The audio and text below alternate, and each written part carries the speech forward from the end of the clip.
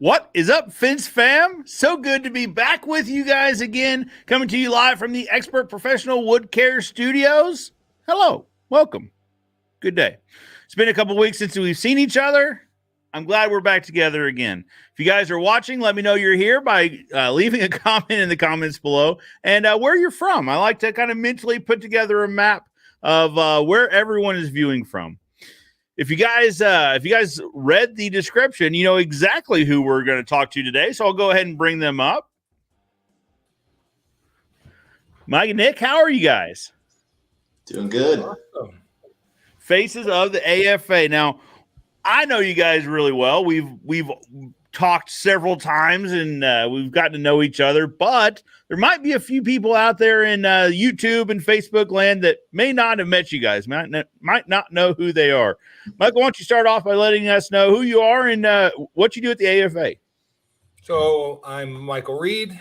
I am the new executive director of the association, or American Fence Association, and I've been here 100 days, just under 100 days. So very good. I know just enough to be dangerous.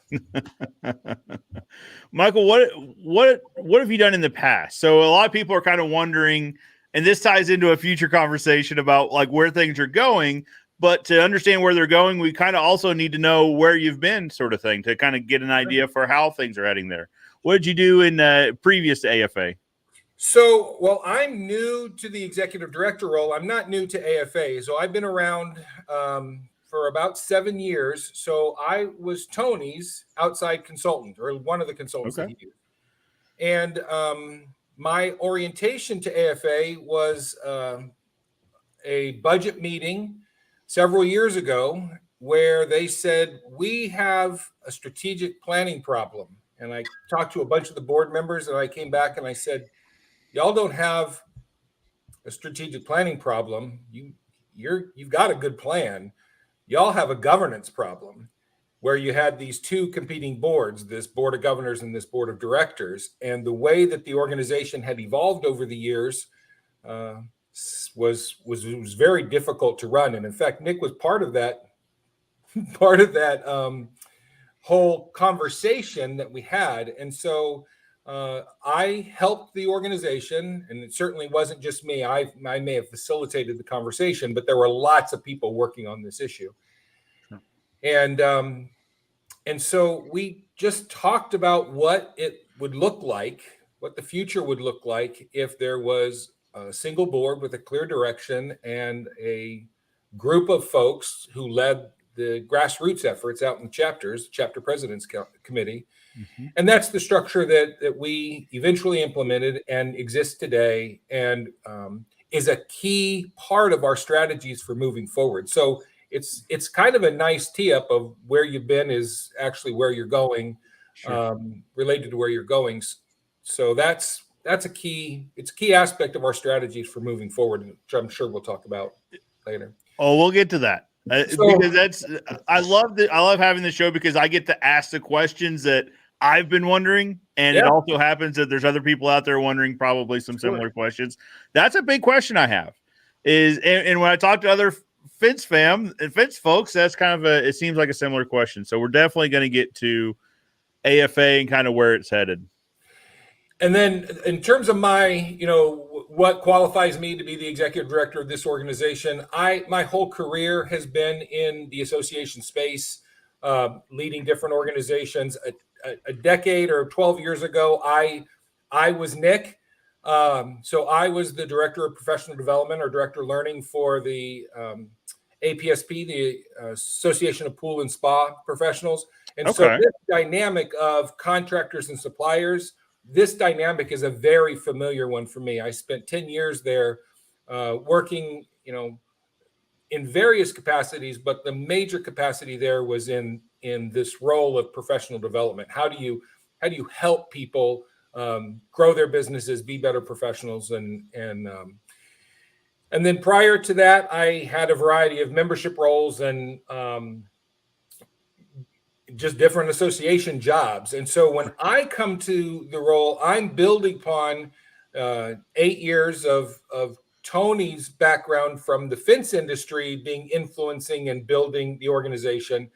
And Nick and I are kind of standing on the shoulders of giants, just playing our role in the next phase of AFA. And so we'll make our contributions, and then the organization will hopefully be better for those. And then somebody will come along and we'll make it better for the next group of people that come along behind us. Absolutely. Well, without further ado, Nick, we've referenced you several times, but there might be a few people out there that don't know you. Who are you and what do you do with the AFA? So Nick Rike, I am the new Director of Professional Development for the American Fence Association. This is a new role for me, which is kind of awesome that I get to learn from Michael. And he's made comments several times that he thinks the board made a great decision to bring us in together because he has so much of the association background.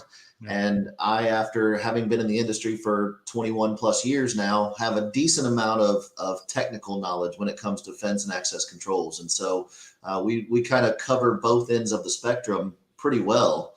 I've been here maybe 2 months, about 2 months. Okay. So still kind of getting my feet wet, but I've been an instructor at AFAU, and actually I've taught all across the country for the last 7+ years. I was chapter president in Florida. I was president of the chapter presidents committee, or chair of the chapter presidents committee. I've been on the board of directors for the past couple of years, so I've been around a little bit. Nice. And you also hold a few of those professional designations. Just a couple, yeah. Unfortunately, I am missing one, and that's because it was new, I believe, last year. And unfortunately, I was teaching and didn't get a chance to test out for it. But so I've got one that I don't have, and it drives me crazy. I was going to say, I bet that you don't love that you don't have them all. No, it really pains me internally. So I shared this with you guys yesterday. I had forwarded your signatures, email signatures, to Braden so he could kind of understand who's coming on the show, that sort of thing. And he's like, "This is impressive. Like, what does all of this mean?" I was like, "Well, I can decipher most of them. Like, I feel like I know I can work my way through what most of these are." He's like, "He has all these? Like, you need to meet him. You need to meet him." I'm like, yeah. But it is an impressive signature. That is for sure. Thank you. So Michael, let's talk about, I guess, in broad strokes, vision for AFA, right? Like let's work at the top level and then kind of work our way down. Broad strokes, AFA. Where do you see the ship heading? What direction do you see? So our structure depends on guidance from the volunteers, from the folks out in the field, the folks who work in our manufacturing segment of the industry. That board of directors gives us inspiration. Then Nick and I and the rest of the staff kind of build out a strategy, and that board has to respond to that strategy and tweak it and guide us in the right direction. And so, as I mentioned when we started, we're starting in a pretty good space. Like, AFA is a well-run organization. We don't do everything perfectly, but in terms of our responsibility to the members and spending our money in the way that is good for our members, putting money away for the future, this is a well-run organization and has been for many years.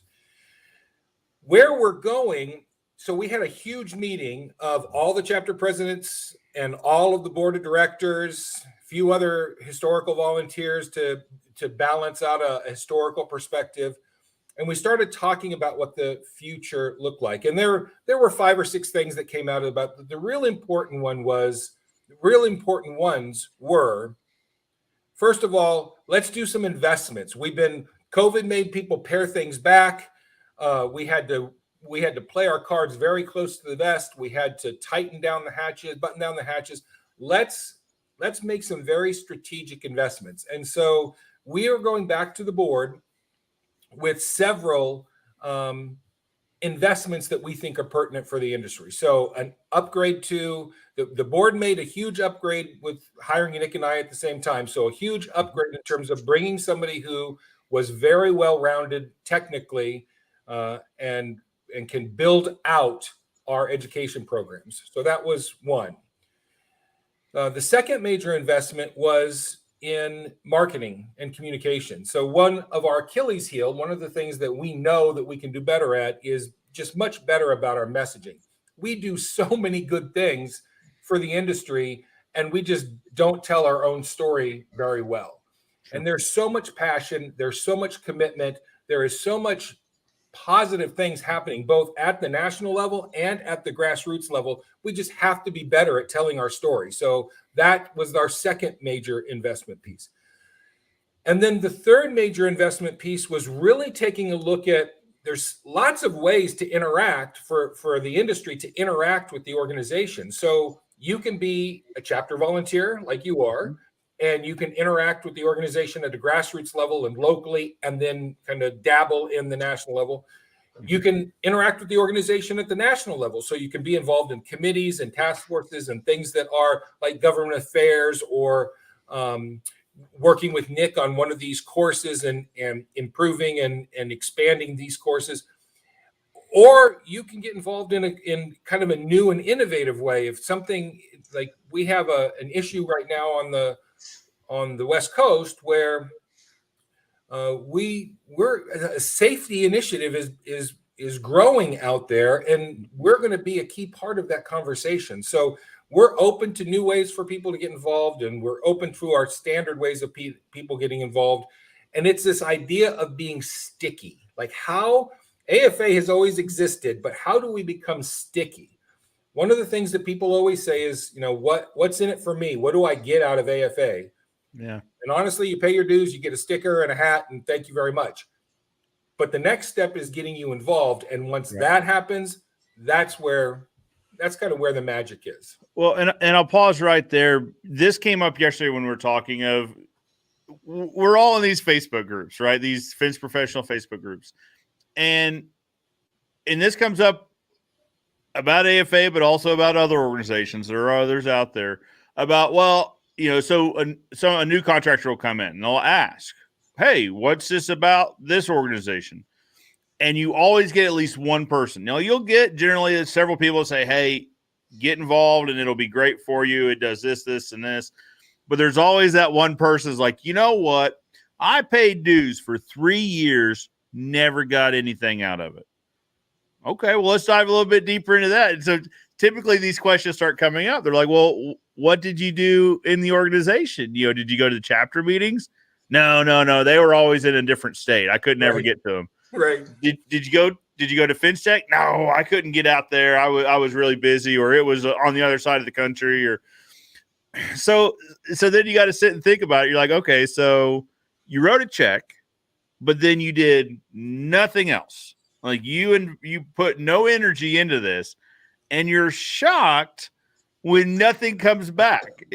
This isn't like it's not like the magical AFA bus pulls outside of your shop. They're like, hey, welcome to being a member. We've got all of this resource and we brought it to your door, so you don't have to do anything. We're going to come train all your people. We're going to come invest all this into you, and then we're out of here.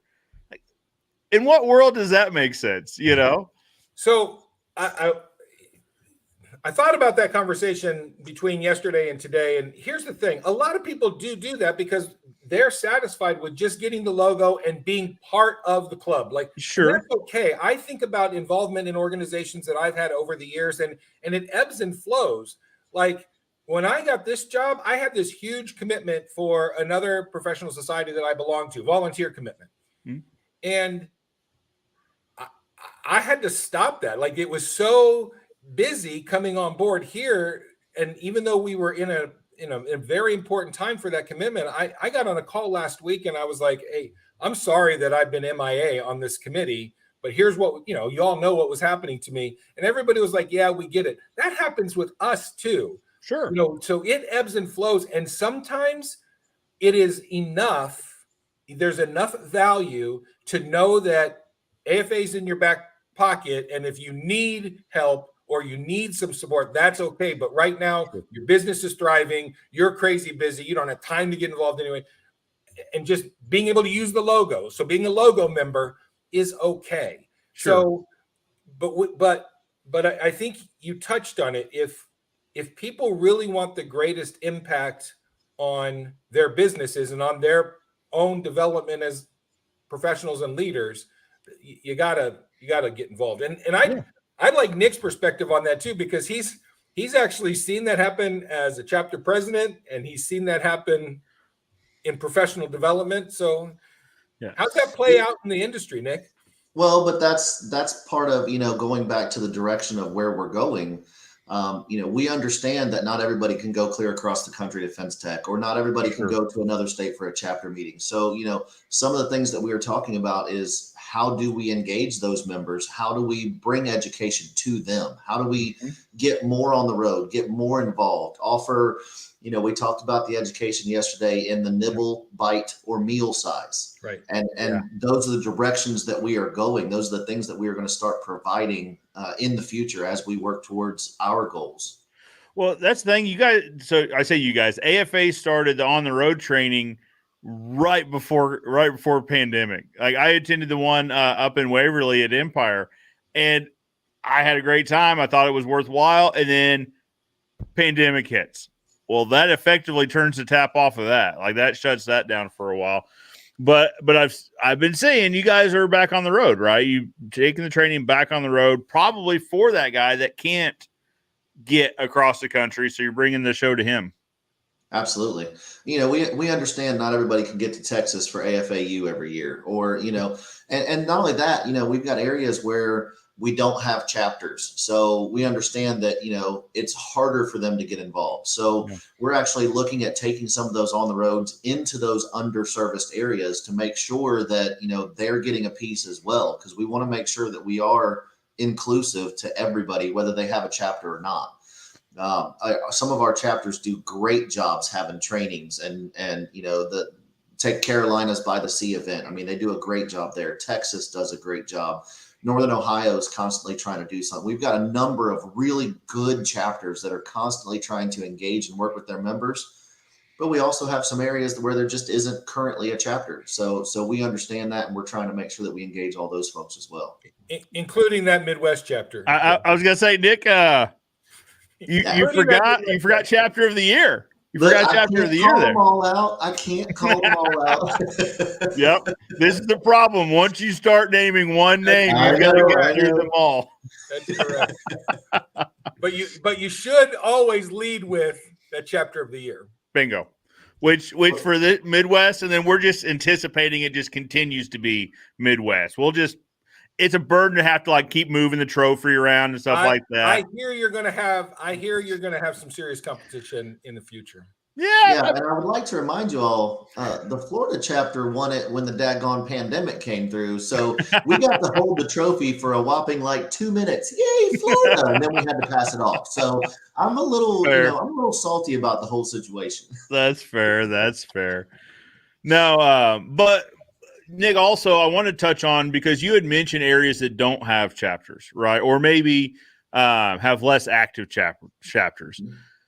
I think that's a real thing, too, for someone that is trying to get involved in AFA, but they're either underserved by chapter or something like that. How does that person reach out? How does that person get involved with AFA if they have a chapter that may not be just super active? So let me use my experience as just an example. Sure. Moved from Ohio to Florida 10 years ago, 9 years ago, whatever it was in Florida for a while, really didn't see a chapter. There wasn't a whole lot going on. So I made a phone call into the association and I said, hey, what's going on with the Florida chapter? And I was basically told, do me a favor, hold that thought for just a minute. And about a month later, I got a phone call and I was told I was starting a new Florida chapter. And, I then went on to be the chapter president for 3 years. And the first year I was out of the chapter was the year that we won chapter of the year. And then I was on the board and everything else. So if somebody wants to get involved, whether there's a chapter or not, there is a place for them. Like Michael was talking about, whether it's a committee, whether it's one of our special interest groups where we're talking about standards and safety. We've got so much work that needs to be done that we cannot do all by ourselves. If somebody wants to be involved and they call us and they're excited about it, we'll get them plugged in. Absolutely. Yeah, that's how I ended. So I had an article in Fins Post magazine this last year, and to reiterate Nick's point, there are so many cool things that are happening that you need to let us know that you're interested, and we'll connect your interest with something great that's already happening. And absolutely. And that's so I'm in the Midwest chapter, obviously a very active chapter, but I had expressed in New Orleans, I talked to Josh Glover, actually. I was like, I've got a platform and we talk about fence, and I love the AFA for what they've done for my business. How can I help the AFA with what we're doing? And he said, well, funny you should ask, because I've got a committee and we need, and it's the marketing / social media type committee. He goes, I think you'd be great on it. I think that sounds like a great place for me because it's what I enjoy. That's the kind of interaction I could see other people having, reaching out and saying, hey, I really enjoy this. Like whatever it is. I'm an analytical person. I don't want to be in front of people. I don't want to do this, but I'm really analytical. I'm sure there's a place for that person, if they want to help and give back, that sort of thing. So let's use that as kind of a case study just for a second. Sure. That example that you just brought up. So Josh, which some folks might know, Josh Glover was appointed to a board position. He knew he wanted to make a difference, just like many of us do when we think about getting involved in our trade association or the parents association, it's the schools or the baseball league, whatever the case is where we volunteer to get involved. Nobody has the time to just get involved and sit. People want to make a difference and make a commitment. So Josh came in and recognized, hey, we're not doing ourselves any favors when it comes to our sales and marketing efforts, because we're just not doing it well as an organization. He saw what was happening in the social media world, and then very quickly a committee was formed and developed. We started working on initiatives. We resourced that initiative to the extent, and now one of the things that's happening and coming to fruition is that aggregator website that will bring all of the fence industry social media influencers together in one place. That effort was not staff driven. It was not. It was an idea from the volunteers. People got together and said, well, what about this? I'm thinking about our committee meeting, our last committee meeting, Joe. What about this? Well, not this, but this. And so we just kind of nudged this thing along. Then it gets resourced. And then we're able to do something that none of us would have been able to do independently. Like if that was the staff's job to do that, with everything else to manage the organization, it would not be the same quality as it was having everybody's input. And so there's example after example about how things like that happen all the time. And sometimes it's freshening up things. Like Nick's got several initiatives to take our core competencies with regard to our education and elevate them into advanced education, and then breaking up into this nibble bite meal, this idea that sometimes you have time for a nibble, sometimes you want a bigger bite, and then sometimes you want the whole meal. And that's so when people start to think about their education experience, their education interaction with us, or their volunteer interaction with us, this idea that sometimes you got a little time, sometimes you got a little bit more time, sometimes you can go all in. Sure. Well, and I think everyone has those phases of life, right? Where, hey, I've got a bunch of time to really invest in myself, and then life happens. It's like I don't have hardly any time. I still want to make an investment, but I don't have the hours a week. I've got minutes a week. So what does that look like? Right. When Nick, when you mentioned, and this is probably a good time to expand on it, the nibbles, the bites, the meals, what can you expand on that a little bit more about what the idea is behind that in terms of professional development? Sure. So one of our big initiatives is to kind of map out the pathways. And we're talking a lot about these career paths. So if somebody is currently here and they want to get to here, what are the steps that they have to take? And we're also looking at all of our courses. There's similar things taught in multiple courses. So to use, Michael's higher education model, and like we talked about yesterday, if you're taking a double major, you don't have to take, algebra 2 twice or whatever it is. You take Right. it once and it applies to both majors. Mm-hmm. Well, we recognize that a lot of the stuff that we teach is overlaps. And it has to be that way because not everybody is going to take every course. Sure. If you just come in and you take one course, well, then you need that full course. But if you're going and you're taking multiple courses, then why can't, things correspond to each other so that you can, the way I described it was have multiple bites that at the end of it turn into that entire meal. And so that's kind of what we're looking at. Absolutely. So, and there's one element that precedes what Nick just explains that helps make that all make even more sense. When we're talking to business owners in the industry and or business leaders on the supplier side, because they might not own that particular manufacturer or distribution, but they may be high up in that organizational structure. When we talk to those folks, and it doesn't matter whether it's the supplier side or the installer base, or whether it's fence side or gate side, everyone says, we need more people. We need people to think about this as a career. We need to not be restarting.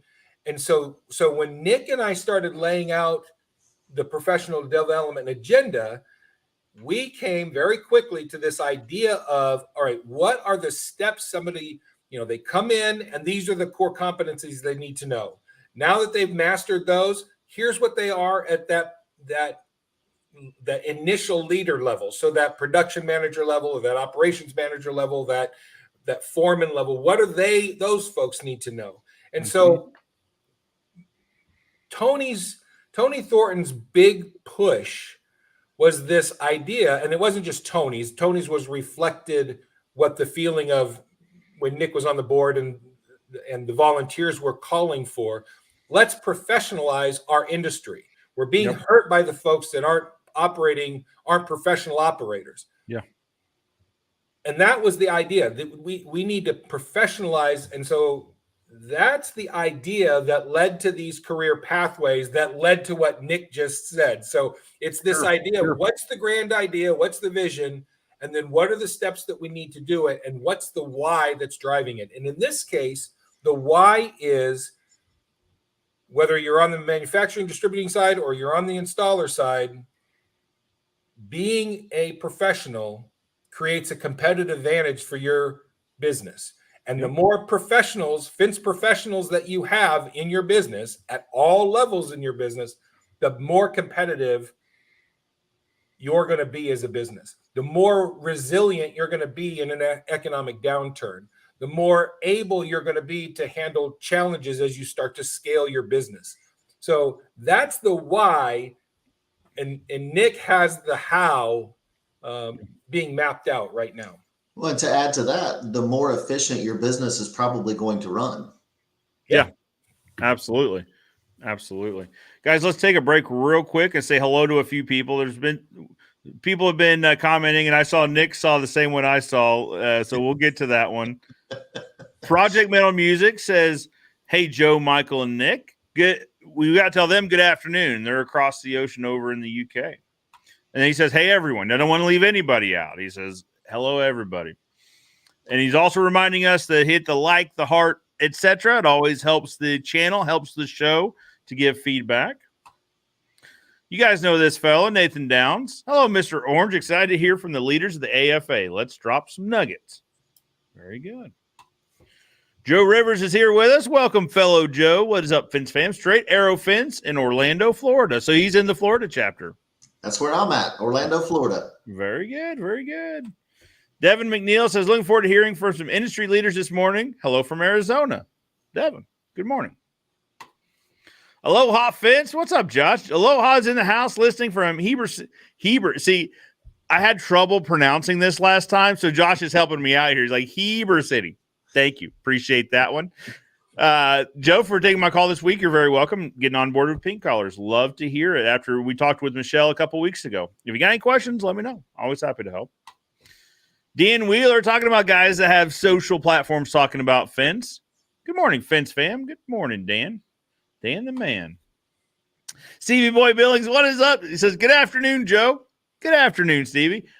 Guys, I am trying to figure out, and Stevie, I will figure this out, how to get a hat to Ireland and like pay all the VAT and all that.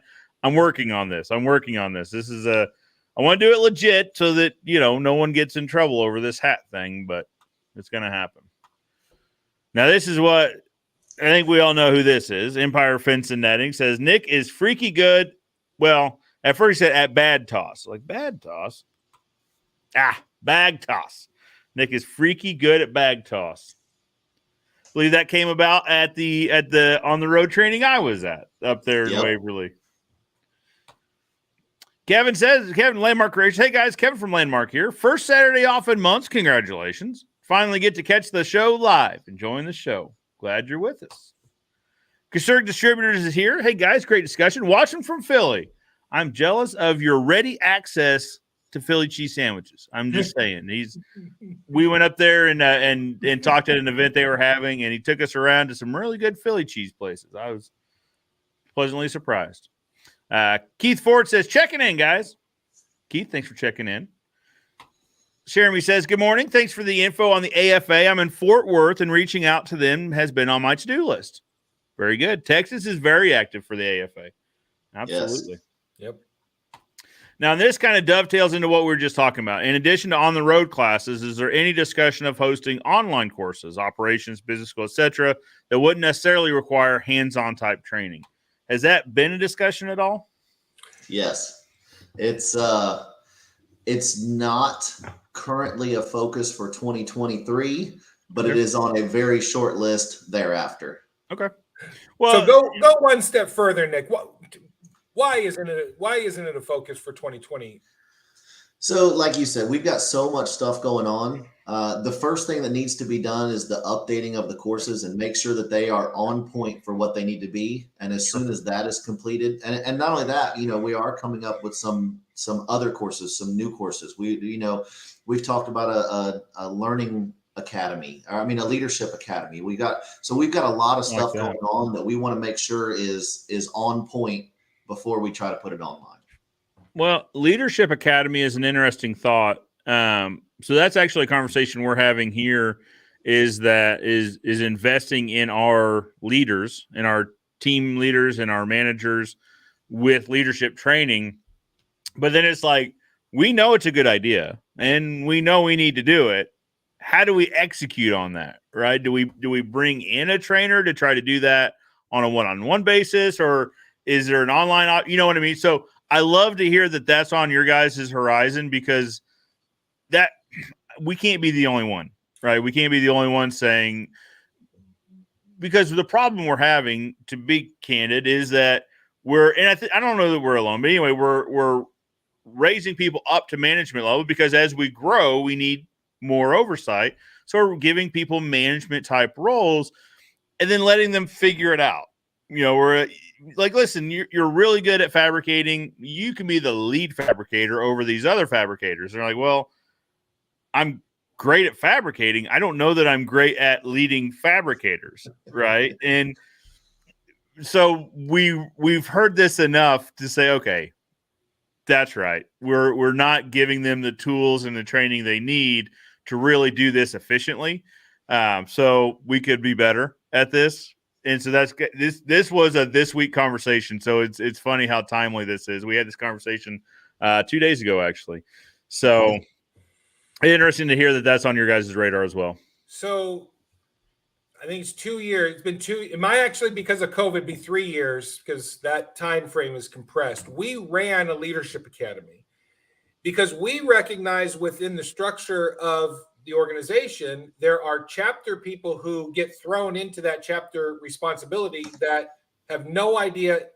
And we separate leadership from management. So they have no idea to execute the management of the chapter and how to do that, or be in a committee and get things accomplished, or be on the board and be a productive board member. So we wanted to create this leadership academy. And so because that's my background, that's one of the things that kind of I bring to the table that's unique to the industry, is this idea of how do we teach people to lead, not manage, because there is good opportunity, and that's going to be dependent on the systems of that particular organization. But when you're talking about taking somebody and they're a dynamite employee, you want to keep this person for as long as you possibly can. The key there is to teach them how to lead, because the more that they're able to kind of challenge the process and inspire a shared vision, get the people around them excited about what's happening, and kind of coach those people along and be a good role model, the more they're able to do those type of things, then the management piece will fall into place, because they'll be more willing to say, how do I solve this problem? How do I make things better for my people? How do I, and that's how leadership and management kind of work together. So a few years ago, one of the leaders from the volunteer side, John McCoy, and I put together a leadership academy, and we delivered it. And, because of COVID, we weren't able to extend it. But that was also one of the values of having me come in as the executive director and already be familiar with many of the folks in. So knowing the board and understanding the culture and being heavily influenced by that group of leaders who now sits at the board level. One of the things that's important to them, one of the things that's important to us, is how do we not just help people be good managers and participate in their business, but how do they actually become leaders, whether it's because they're part of a larger organization like what you're trying to do in scaling your business, Joe, or if they're brand new and they're thinking to themselves, well, I know how to, put up fence or install gate operators, but now I want to scale this business. And that's about leadership, not about being technically proficient. I think that's absolutely true. So is that is that on your guys' radar then to bring back as a leadership training? It's on our radar. Just keep in mind with where we are from a timing perspective. We've got a whole bunch of things we're putting in front of the board at the end of the year for them to approve as we go into next year. This is a volunteer-led organization. And so it was interesting. Yesterday you asked me for a press pass for the show. And I was like, well, I got a lot of influence, Joe, but I don't know if I'm the one in charge of it. Let me ask the people who are really in charge. Yeah. I hear that. Absolutely understood.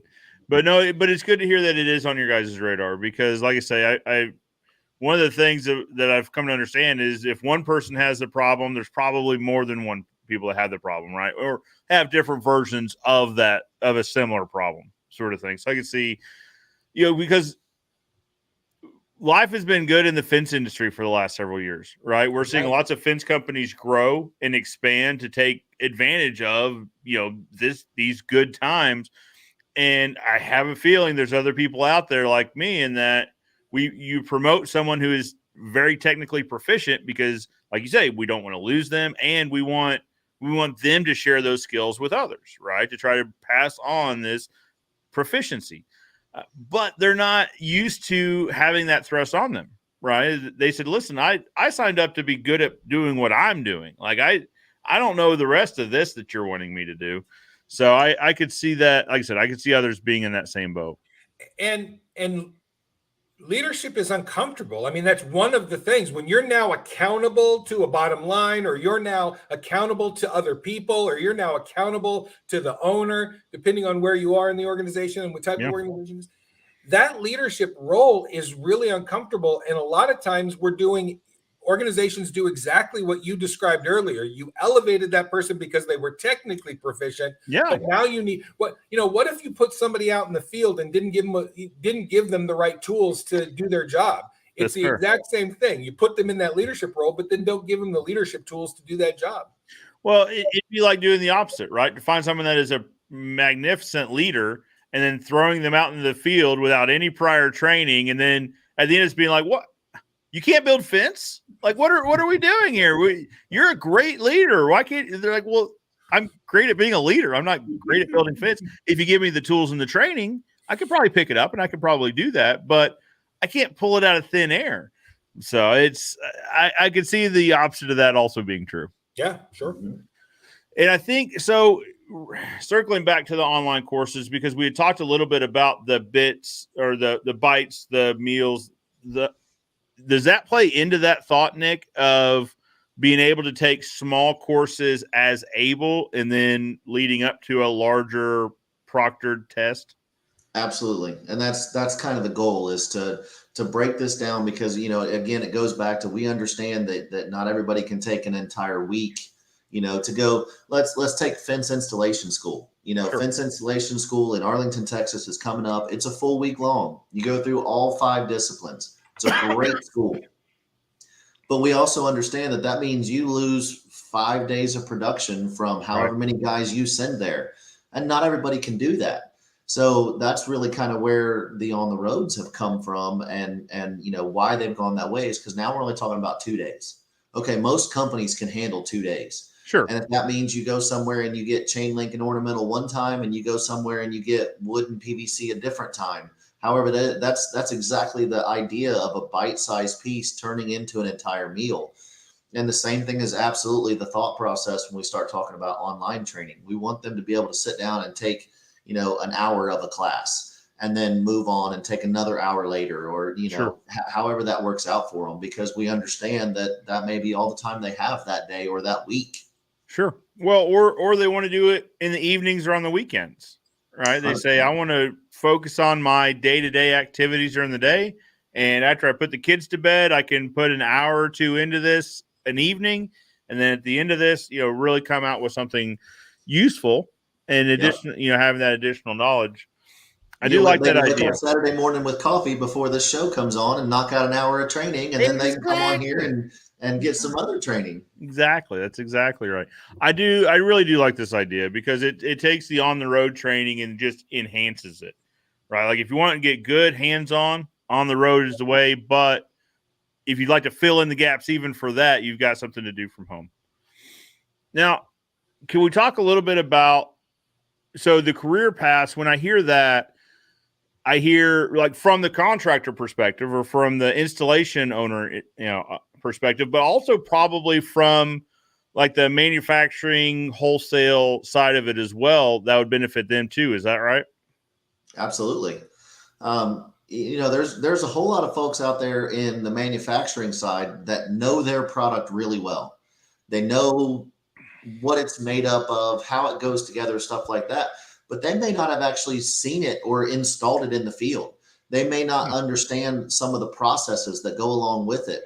So absolutely, it's going to help them to take some of these trainings, because all of a sudden now, when they're talking to a customer or a customer runs into an issue, they're going to have so much better of an understanding of what it is that they're dealing with and how that system works and goes together, especially when you talk about working with other systems.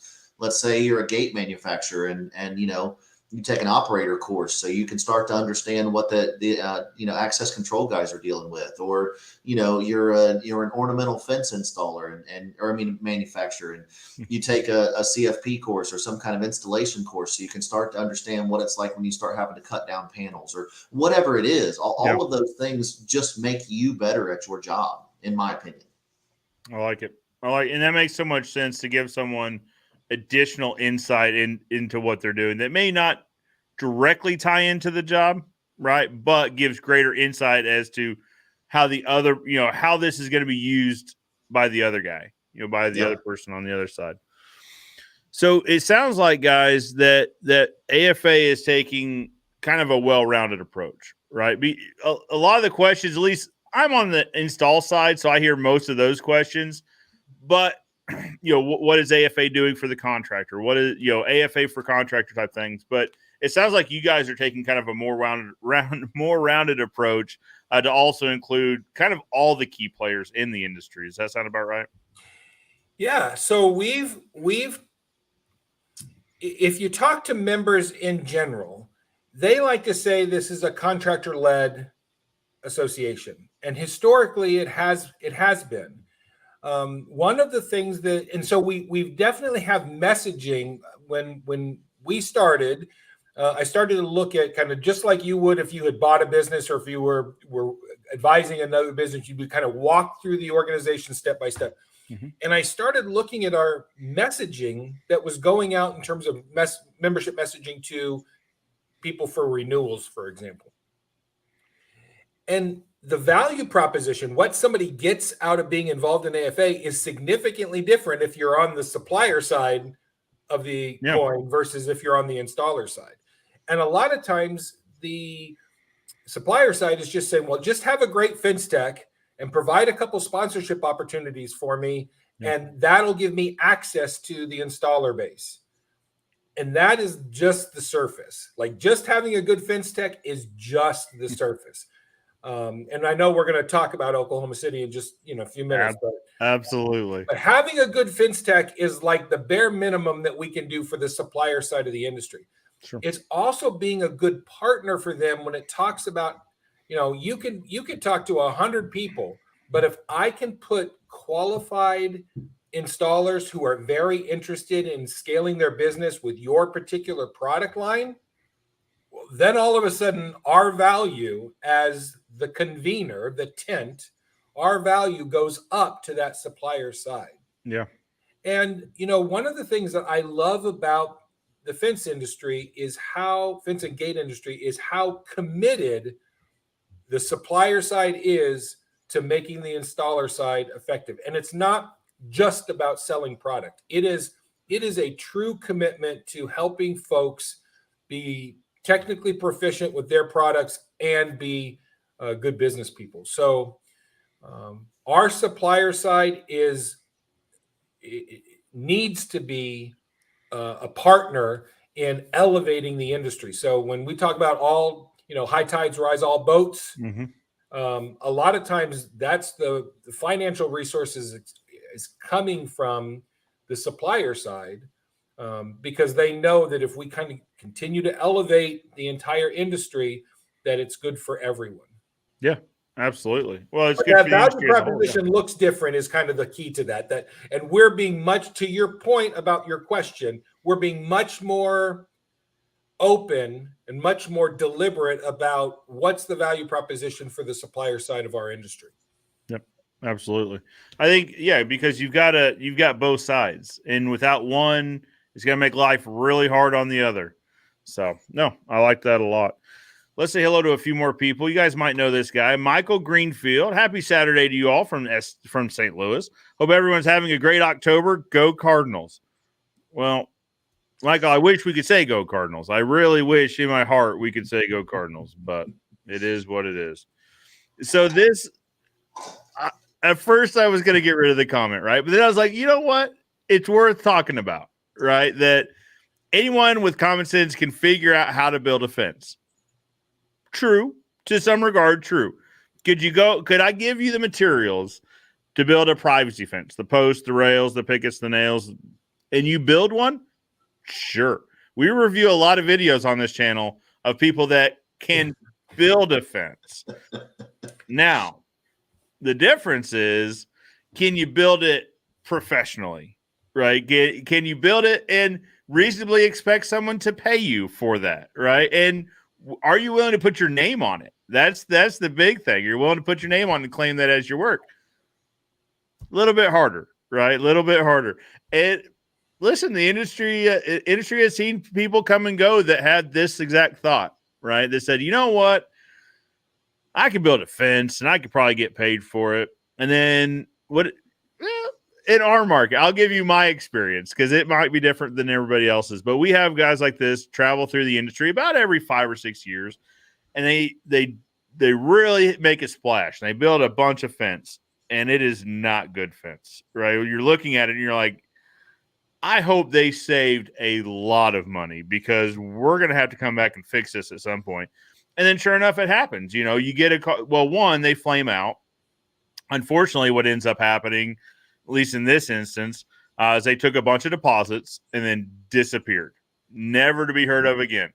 until the Missouri Attorney General got involved. And then lo and behold, they got found and brought back, and they did some jail time. They're paying restitution and all that good nonsense. But that's what happens, right? Is that people don't invest in training. They think they can do it, and they end up just really trashing the local industry for years. Now, this particular company hasn't been in business for probably 3 or 4 years, but we still hear about it, right? And it's usually when we're asking for the deposit. They say, well, I do remember, we've got a local reporter that's like the On Your Side reporter, and they did several segments on this. And so we still hear about, well, I do remember, those ladies, they got taken advantage of, and they gave them all their money, and they didn't get a fence for us. I absolutely understand. But the reason that we've been here for 60 plus years is because we don't do that. It's in my best interest to build you the best fence possible. Now, if you're not comfortable with that, I don't want to ask you for that. There's probably other people in the local market that might be better suited for the job. But anyway, I say that to say we still, years later, that's a gift that keeps on giving. So Joe, if going back to that original question of why would I be a part of AFA? Why would I get involved in it? Why would I go to training? And the answer to that is because when you're standing there and people have gotten 3 bids and you've presented them marketing materials that say, these are the certifications that we have. This is, my operations have been done. My folks go to all of this.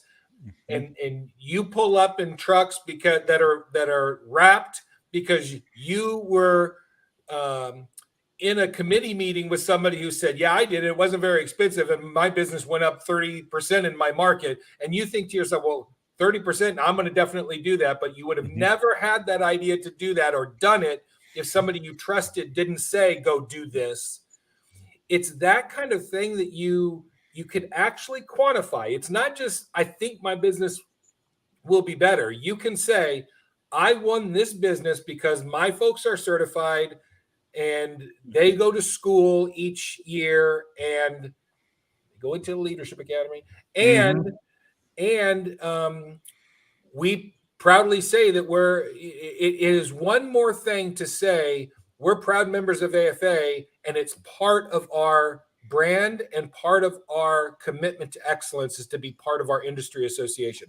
That just sounds different to the consumer than I'm going to come up and I'm going to pull up and my truck is falling apart and I'm showing the extreme to be deliberate. Sure. But at the end of the day, when somebody's looking at 3 bids, my goal is to make 2 of them our members who are committed to excellence. And then it's that whole idea of who did a better job in understanding the customer's needs and delivering what the customer wanted. Absolutely. Well, I know for a fact that happened because when I was still on the install side, after I was no longer in the field full time, I actually moved into the office and was doing sales and stuff like that. And we bid a job to Procter and Gamble, and we were 35 minutes, 40 minutes north of the site. Our competition was literally 5 minutes down the road. And when it came down to it, the dollar amount was negligible on the total project. So they had us both come in and do a presentation. And I went in and did my presentation, and I had my background and I had my certifications, which proved that, the stuff that I installed was per ASTM and UL and all of that stuff. And at the end of the day, even though we were a couple dollars higher, they went with us because I put forth that professional image and showed them what it was and who we were and how we were going to handle things. And so we got the job, when theoretically things were stacked against us, both because we were higher and we were further away. And Nick, you raise a good point. Joe and I kind of went back and forth over in the residential framework.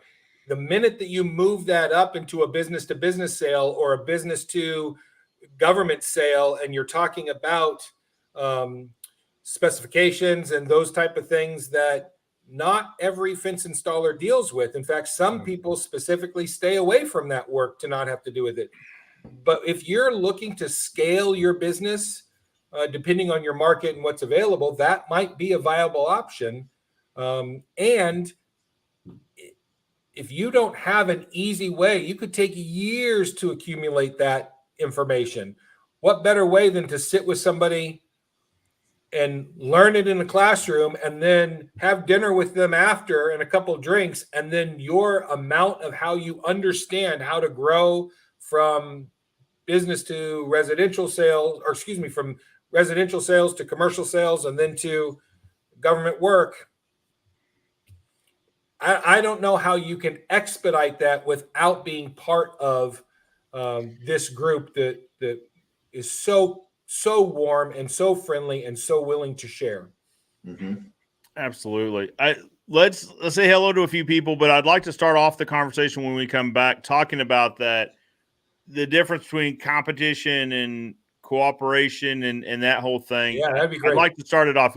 We had a really good conversation before this live started on that subject. I'd like to circle back around to it.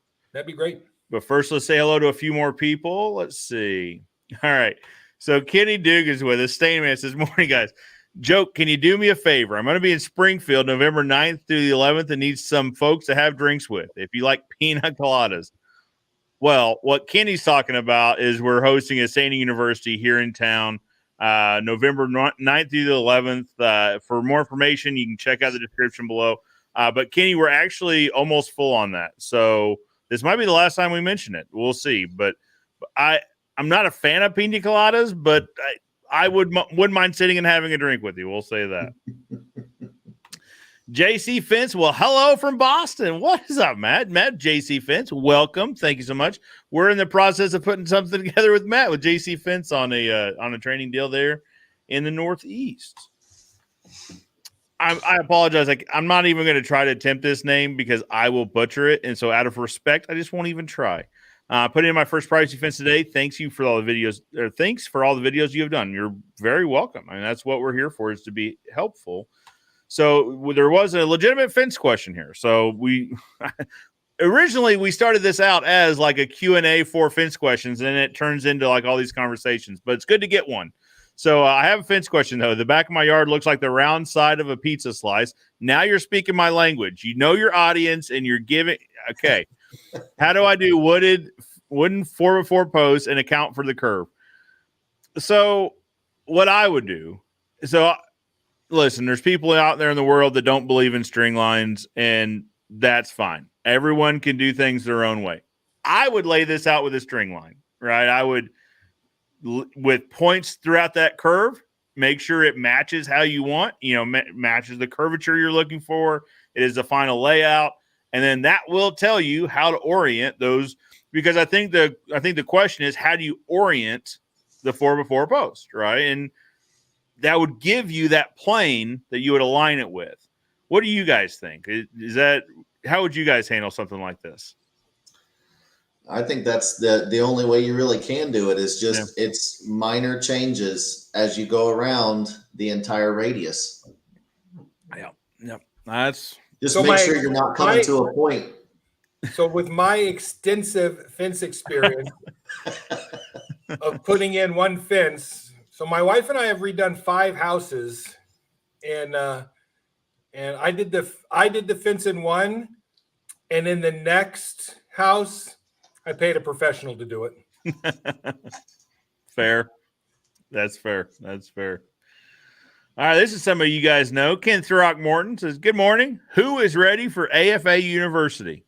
I hope you are, Ken. He is. We got it worked out. He's killing it for us. Good. Thank you, Ken, for all your hard work on that. That's really appreciative. There are a few more slots open for AFAU, and Nick's right. Ken is on the board, has done an amazing job of putting that curriculum together. It's hard to name one person if you don't want to name them all, and there are literally dozens of people involved in this.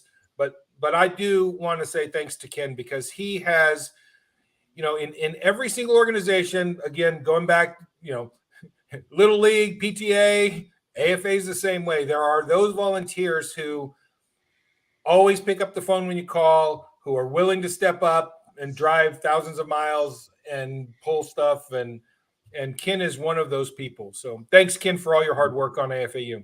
Agreed. And everyone else, if you happen to be watching. Yeah, Ken's a super good guy. I like him a lot. Keith Ford is teeing up. He's keeping the Fence Tech conversation alive. So ready to hear about big plans for OKC. We are going to talk about that. Eagle Fence Distributing and Southwestern Wire ready to help host a great show in OKC. Lots of great folks excited about coming to this show.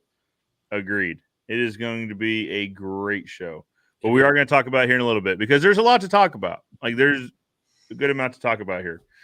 Kevin says, love to talk about training. For anyone in any trade to say they don't need training because they know it all is a very arrogant thing to say. You never stop learning and improving.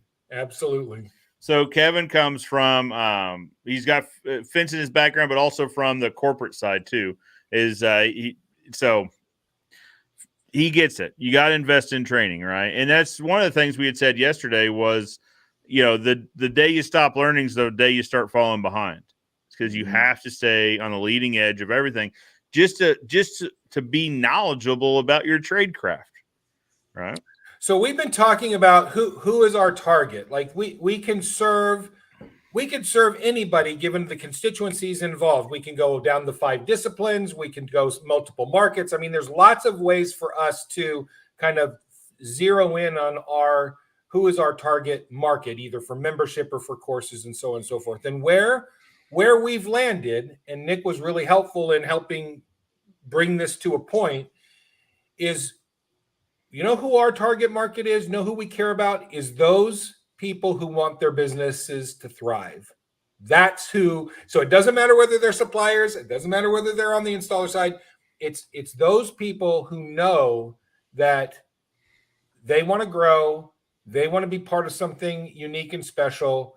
And that's who our target market is those people who want to thrive and who want their businesses to thrive. Yeah, I want to help the people that want to help themselves. Exactly. If you come to me asking questions and they're pointed questions and you really want to learn something, I'm on point. Had a kid when I actually went through the operator installer school.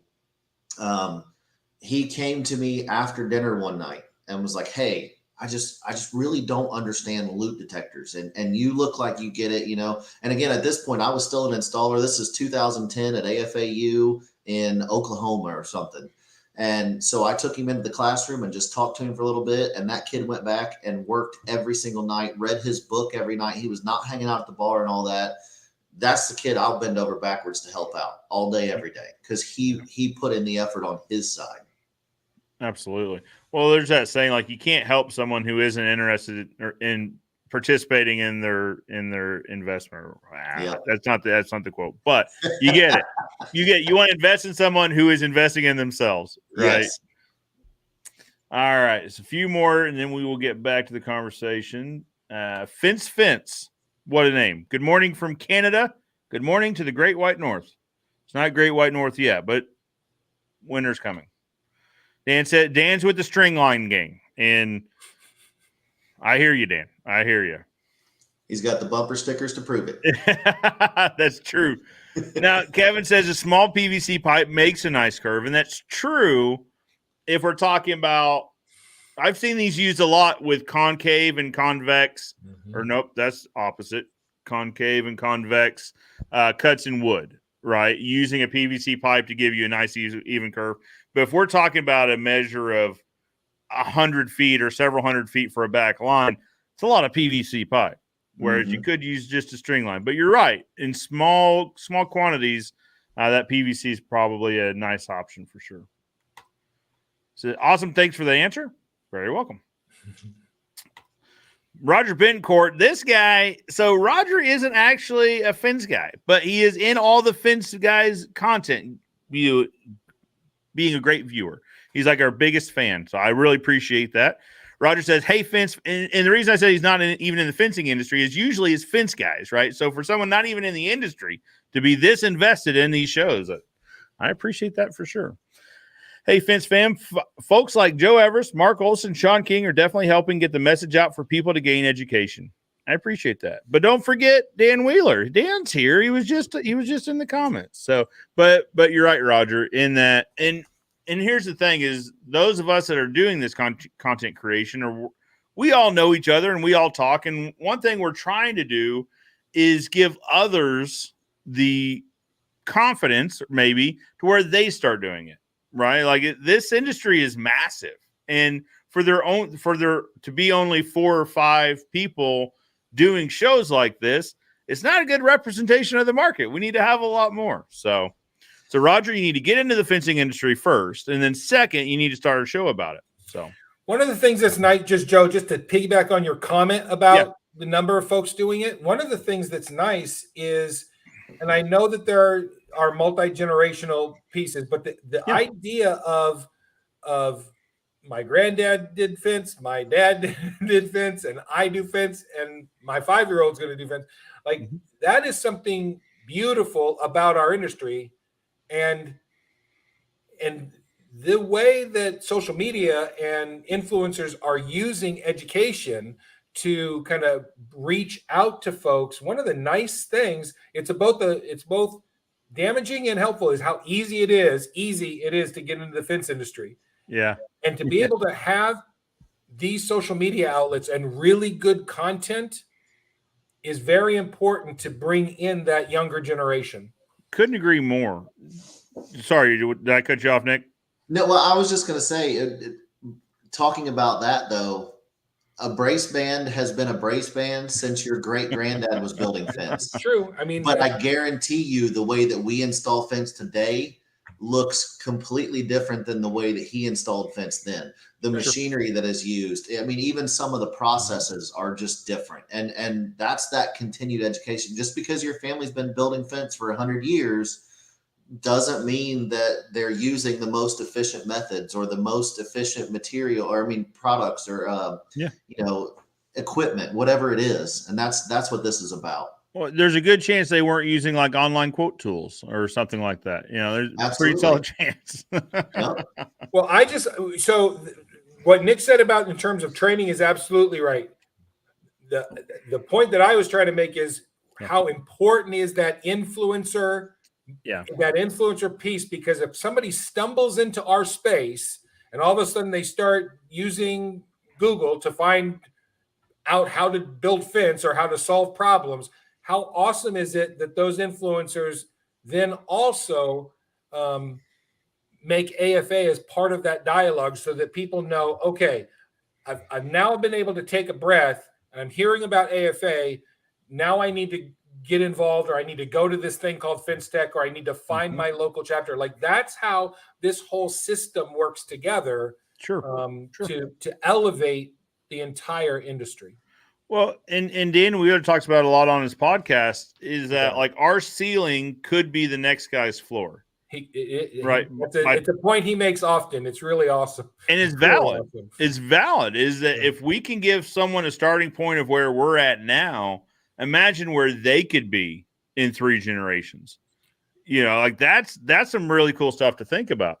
So I don't want to make this this isn't about me, but I want to say how helpful all of this social media was in, and I knew the organization internally, and it was still helpful to spend multiple hours in preparation for my interview process, looking at all of the social media and looking or listening to all of the social media outlets.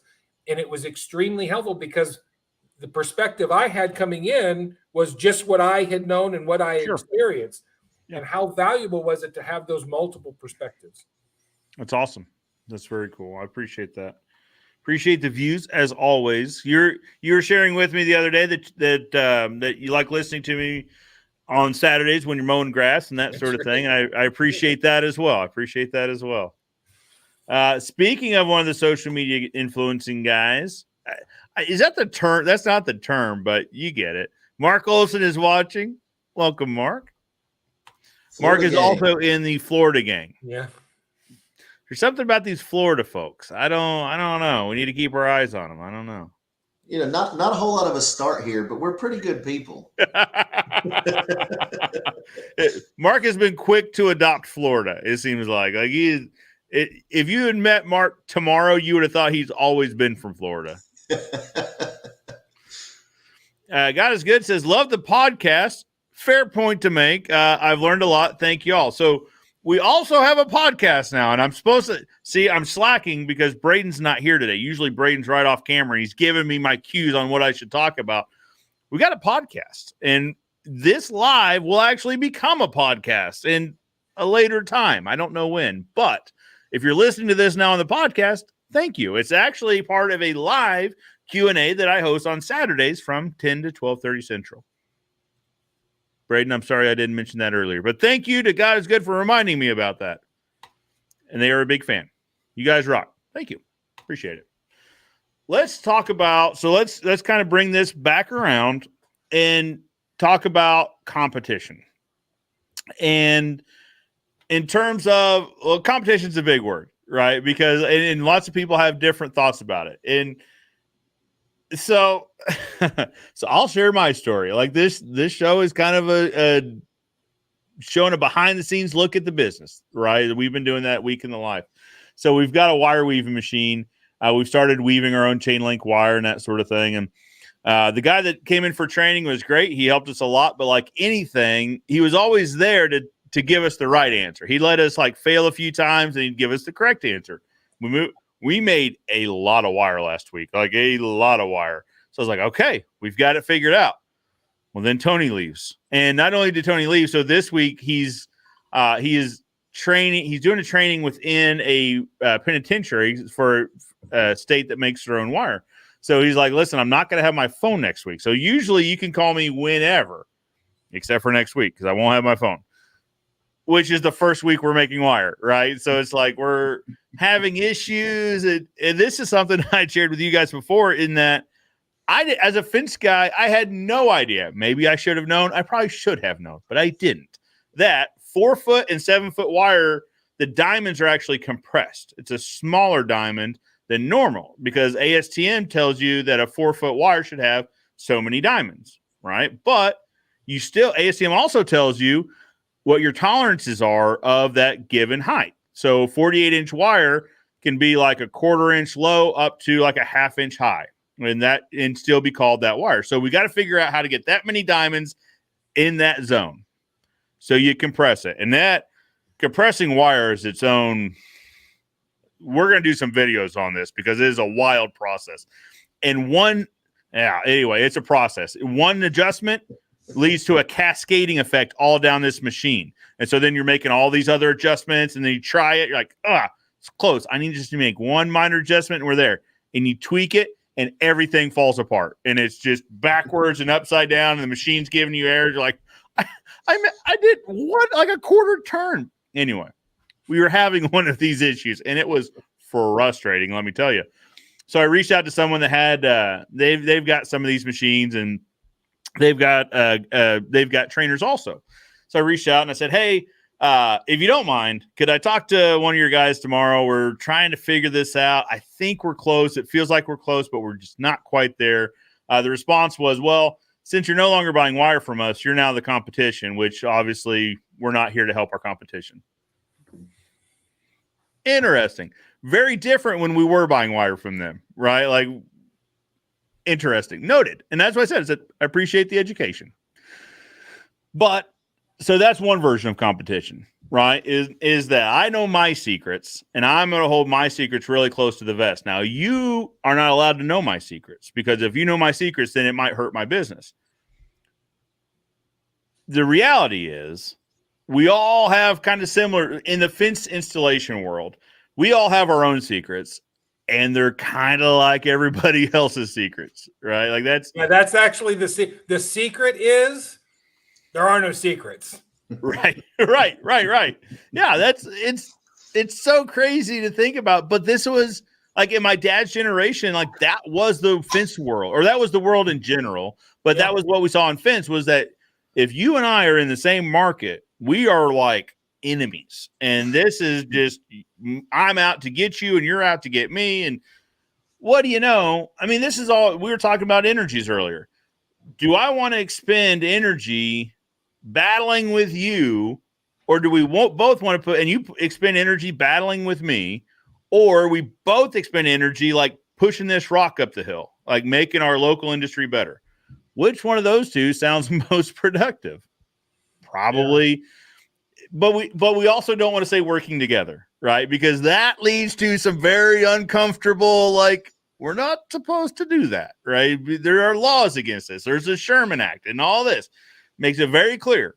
We are not to work together under certain circumstances, right? Like, we're not going to collude on prices. We're not going to, agree not to hire each other's employees. We're not going to do this. We're not going to do that. Okay. That's not what I mean.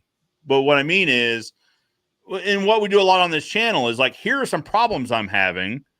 Here are the solutions I've found, and they might be helpful to you. That's the kind of competition we need, I think. That's, to use Michael's word from earlier, it's co-opetition. It's co-opetition. I love that. I love it so much. It's not my word. That is actually a concept, and it's this idea that we're stronger together than we are, but we're still going to compete for business. So right. as the trade association, like, we believe in competition. We support competition. We encourage competition. And the rules around, the antitrust rules are very specific. And generally where people get into trouble is you out in the field, or you on the supplier side, or us, talking about trade shows. What we can't do with our competition is we can't agree on price, that we're only going to charge this for this particular market or this particular product line. Sure. And the other thing that we can't do is agree not to do something. So it's this idea of, well, we're not going to do business with that particular supplier, or we're not going to blackball, was kind of the old term for doing that. Sure. And then the other place where people get into trouble is, it's usually around those two issues, because it has something to do with pricing or dividing a market, or saying, you stay on that side of the river, we're going to stay on this side of the river. Yeah. That kind of thing is what gets folks into trouble. Well, that's the thing. And this has happened in the fencing world. It has. That's the thing it's happened multiple times within the fencing world. Yes. And that's why. So in these Facebook groups, like, one of the first rules, you don't talk about pricing. You just don't, because there's a term within the Sherman Act, which is now granted, it's only one of the tenets, but one of the tenets is you don't compare prices, comparative pricing. So comparative pricing could be, I say, hey, so we're not going to fix prices, but I'm going to say, hey, did you know I charge $1 million a foot for this? Well, then that gives you the opportunity to go, well, I'm not, but I guess I should be. If that's the market price, so you don't agree to set it, but by comparing prices, you have set the market price for whatever it is you're talking about. One of the examples that I used in my consulting work, when I was working with multiple associations who thought they didn't have any antitrust issues, is I used the example of people were at a board meeting, and two competitors happened to be in the restroom at the same time, and they were talking about a commission base. And they named a percentage of that commission, and then they shared jail cell. So it could be as simple as what you just said. It can be quick. It doesn't have to be a big, long negotiation. It could be a wink and a nod, and that is enough, especially if people are hurt, because nobody's listening in the bathroom. However, if a competitor is then hurt because of the things that you did with your other competitor, then that's how you get found out. It's not you get found out because SEC is behind every tree. It's you get found out because somebody is hurt by your actions with somebody else, and then brings a suit against you. Well, and that's typically my point in this conversation when we're talking about, hey, we don't talk about prices, right? You don't talk about prices. Like, well, you're telling me that they're looking at these Facebook groups, not right now, but should they ever want to look into you, you are talking on a platform that will be available for millennia, right? Like, it will be available indefinitely in the future. Yeah. So if somebody wanted to go back and then start creating they could create behavior charts, right? Like, well, he started talking about it here and then he talked about it there. And then lo and behold, his prices started raising up to this price he was talking about. Like, it's not the one thing that'll get you. It is a combination, but it could be part of it, is the whole point. So let's flip it, because that's kind of, that's not going to happen to me, or that's negative, but let's flip it and talk about, again, why AFA is so powerful and so valuable. It's because trade associations put processes and systems into place so that competitors can be in the same room together. So when we talk about the value proposition of getting together, and you get continuing education and you get certification, and that's all great. But the other thing that you get to do is to be in a safe space with your competitor. Yeah. And you can do that because somebody like me is going to stand there and listen to your conversations. And I may not understand the technical things you're talking about and the compression of wire and how many diamonds going 4 feet versus 7 feet. But the moment that I hear something that's going to violate and put you in jeopardy in terms of an antitrust, I can say, whoa, let's shift this conversation back to what you were talking about a few minutes ago. Yeah. And so when we talk about the value proposition of a trade association and having, the layers of protection, so me who's generally aware, and then when we have intimate conversations or careful considerations about what we can do collectively around the collection and use of data, industry data, then we bring in another layer, a legal layer, an antitrust layer, who would understand that even more.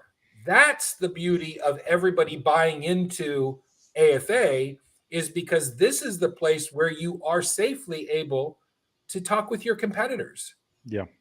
And so a lot of times when those other issues don't apply to you specifically, I've got all the education I need, or I'm not going after certification at this time, or, my local chapter is near, but you still want to be part of elevating the industry and what we're trying to do here, which is kind of reimagine what industry growth looks like.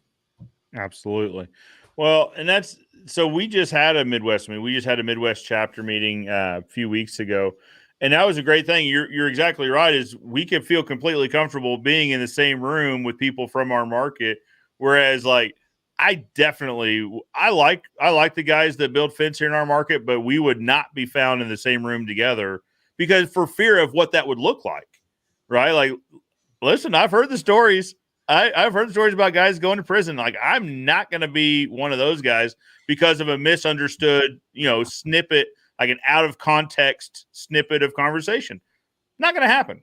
Not going to happen. But to your point, the Midwest AFA meeting, like, there were several of us there. And now we weren't like sitting at the same table, but it still let us be comfortable enough to be in the same room to just talk about fence. Like, that's what we really want to do. We just want to talk. We're not looking to go out there and harm anybody. We just want to talk about fence. So, Joe, and let's think about it this way. It's not, a conversation at the urinal that then lands you in jail. Yeah. It's also the perception of a conversation and then defending yourself legally when somebody feels slighted by the fact that all of a sudden you and a competitor are moving in unison. Yeah. Or it looks like you guys are moving in unison. So It's not always about going to jail. It could be just the hassle and the problem of defending yourself. Yeah, exactly. And that's the thing, is like, whatever that lunch is that we're going to, it is not worth it if we're outside of like the AFA type umbrella, right? Like, I don't even need that hassle in my life. I don't. And then it goes up. If you're talking about a multi-million-dollar installer, you do gate installations and you do fence installation, the damages, the harm is to you personally pretty significant. But imagine if you're then on the supplier side and you're talking about millions and millions of dollars. And so that value of being able to be in the same space with your competitors, and in our industry, when it really is very cordial and very friendly, and that element of co-opetition, yes, we're going to compete, but we're still going to move forward together. We foster that as part of the culture of AFA, and And it's awesome. Because Can you finish your story though? Because I think it's important for everyone to hear how your story ended. Well, oh yeah. So I asked the question, "Hey, would you mind helping me with this?" And the answer was, "Well, now you don't buy wire from us, so you're now our competition until you receive now that you're not buying wire." And which was mind-boggling to me because I was like, I've got one machine. This place has. I am not competition to these folks. You know what I mean? And I thought about it. I was like, that is really weird. Like it's small-sided for sure, short-sighted for sure, because it's like helping me fix this one problem in no way benefits their business at all. But it made me think about in the fencing industry, like in the install side, like it's especially crazy to me because we're in a market that cooperates or within reason. And here's what I mean. We're in the middle of this fence installation where we needed 7-gauge V-crimp bottom wire. We were in the middle of installing a project. We'd given them a bid on it. They didn't want it. Okay, we're putting it up. Well, now all of a sudden the boosters decided they needed it. And they want it done at the same time. Well, we don't have any 7-gauge V-crimp on hand. And this was, of course, like on a Wednesday. Supply truck comes Thursday, but you got to have your orders in on Tuesday. We're not getting any this week. Well, then I called out to Carnahan White, who's in our market, and said, "Hey, do you guys have a coil of 7-gauge V-crimp that I could pick up? So we need some. I'm in a bind." So, well, yeah, give me just a little bit. 30 minutes later, he calls back. He's like, "Actually, not only do I have it, I have a mountain of it out here, and I don't know why. So I'm going to get to the bottom of that. But the answer is yes. You can definitely come pick up a coil." I said, "All right, so what do I owe you? Like, let me know. I'll bring a check. I'm sure you don't want to process a credit card."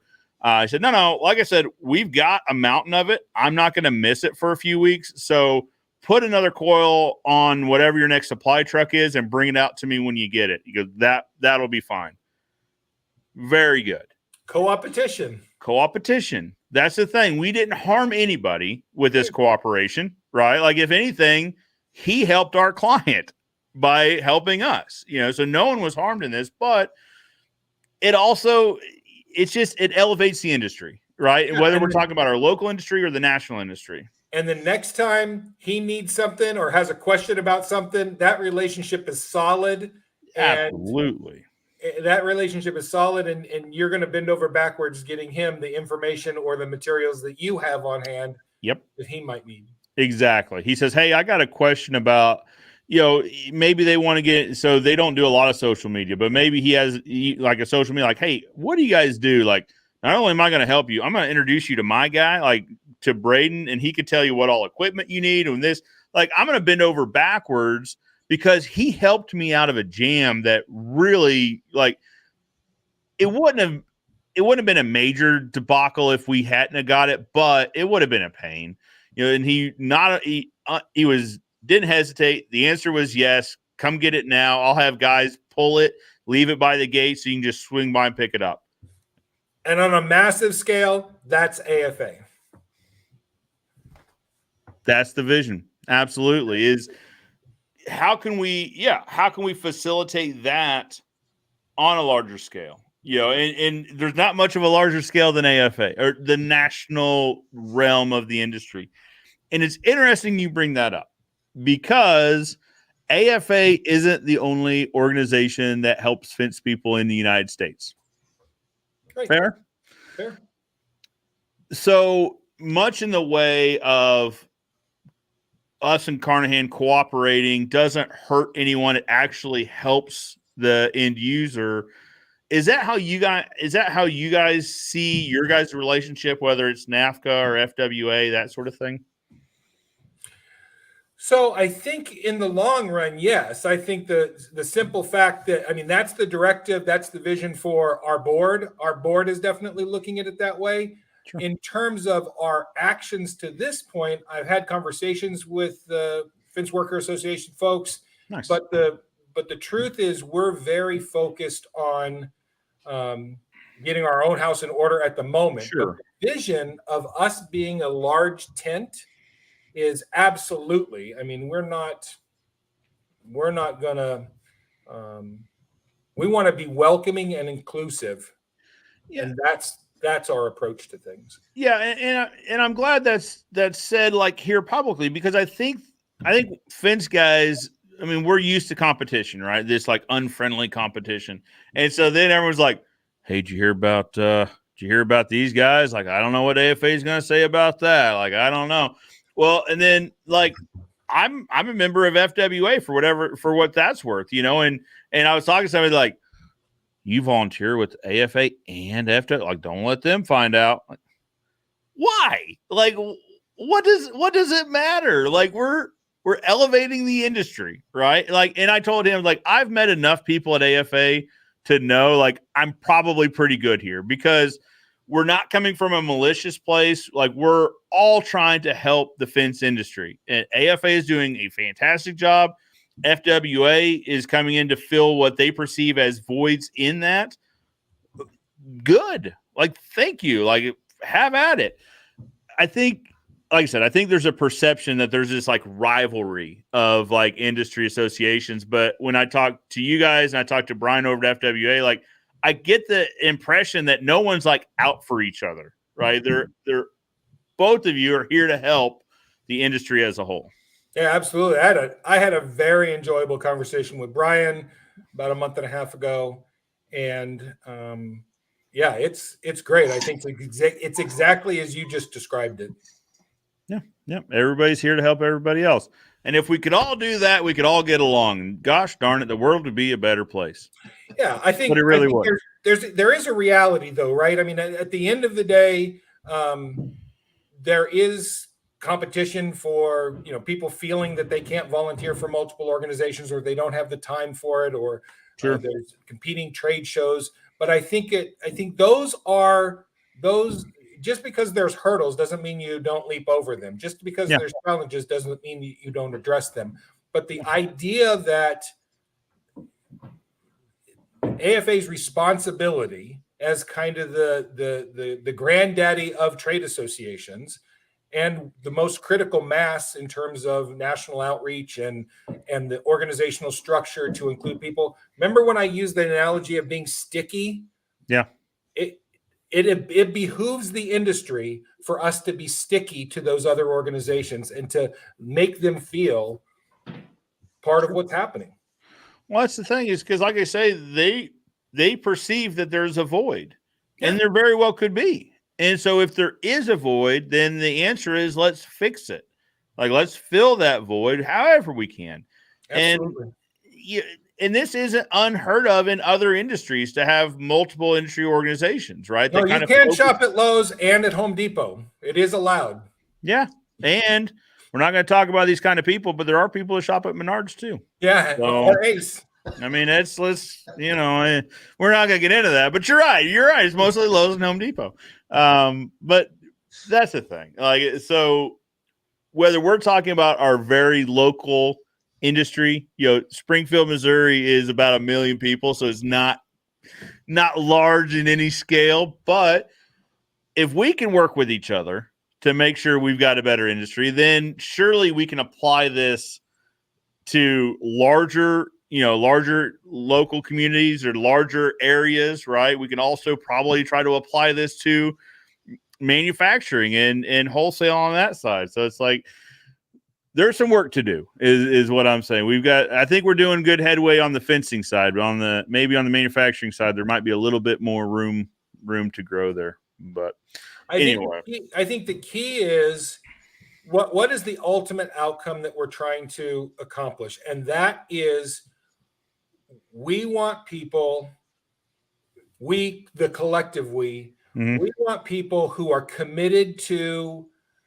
building fence, installing gates, and that whole idea of perimeter security. We want those folks to have every opportunity to serve their customers well and to do things in a continuously improving way.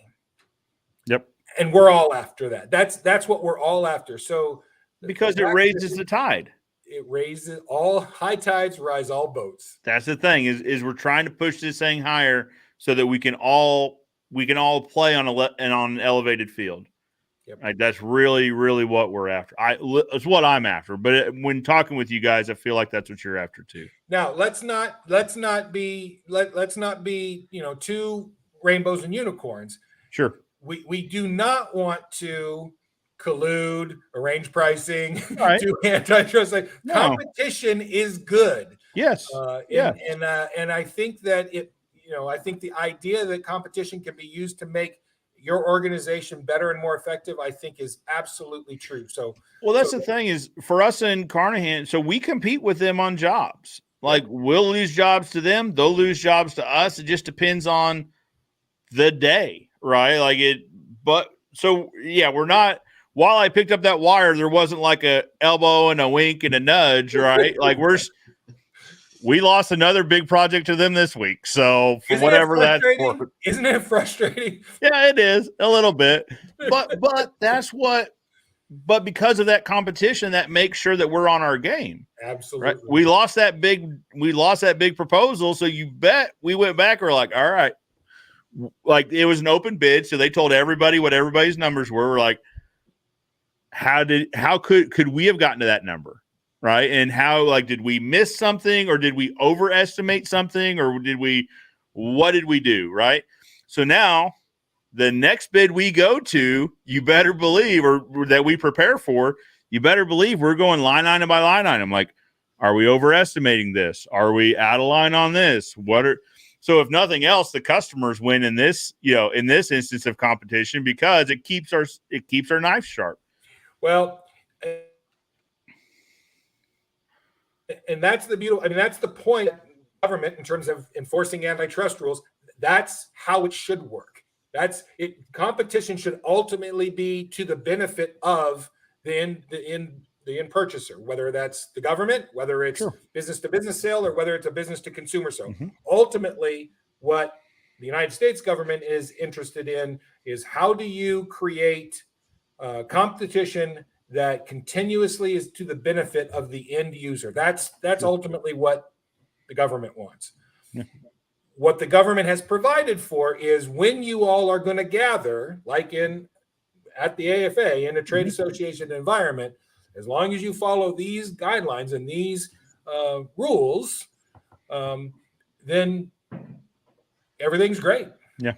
Yeah. Well, and that's, like I said, that if nothing else, either the regional meetings or Fence Tech is a great place because, at New Orleans, I had a lot of great conversations with fence people that I may have never met before had not been for that situation. But it let us all get in the same room, like young fence professionals. Now, it was a loud room, but we were all in the same room and we're all trying to meet. We ended up going stepping outside to talk because it was a little loud, but it provides that. Right. It provides the opportunity to meet other people from your own area that you may not have met otherwise. So I guess technically they're a competitor. Are you transitioning us? What's that? Are you transitioning us? Hang on. I'm trying to get better at this. But for real, there's a guy that's about an hour down the road. It's a market that we don't really serve just because it's pretty well served already. So for us to try to go drive an hour down the road doesn't make a lot of sense. But I've talked to this gentleman, but I've never met him. Well, we were going into a restaurant in New Orleans, and he's like, "Hey, you're Joe Everest." I sure am. Said, "I'm sorry, but I don't know that we've met." He goes, "Oh, well, I'm so-and-so, Michael with MW Fence." I was like, "Oh, no way. Joplin?" He goes, "Yeah." Go figure it takes us going to New Orleans outside of a restaurant to run into each other when we live an hour apart from each other. That's how small of a world it can be. Well, I'm excited to talk about Fence Tech. So let's do it. That was my way of trying to. Yeah, I think that's a great segue. I'm a fence guy that tries to do technology here, guys, but I feel like we're getting better at it. So your show, Joe, but the thing that I think that people will love is the lineup that Nick's created in terms of the education conference. So let's do it. Let's start there because I think that ultimately if people are making the decision of whether to attend or not, the trade show is always a great place that's always going to be a great place to learn. and see what's new and see what the industry as a whole is doing for y'all's businesses. But Nick has put together a tremendous conference program. So this is not just Nick. I've had a bunch of help. Sarah has been instrumental in this here at AFA staff. So, but we've got an absolutely phenomenal education session coming up, a day and a half of education prior to the start of Fence Tech.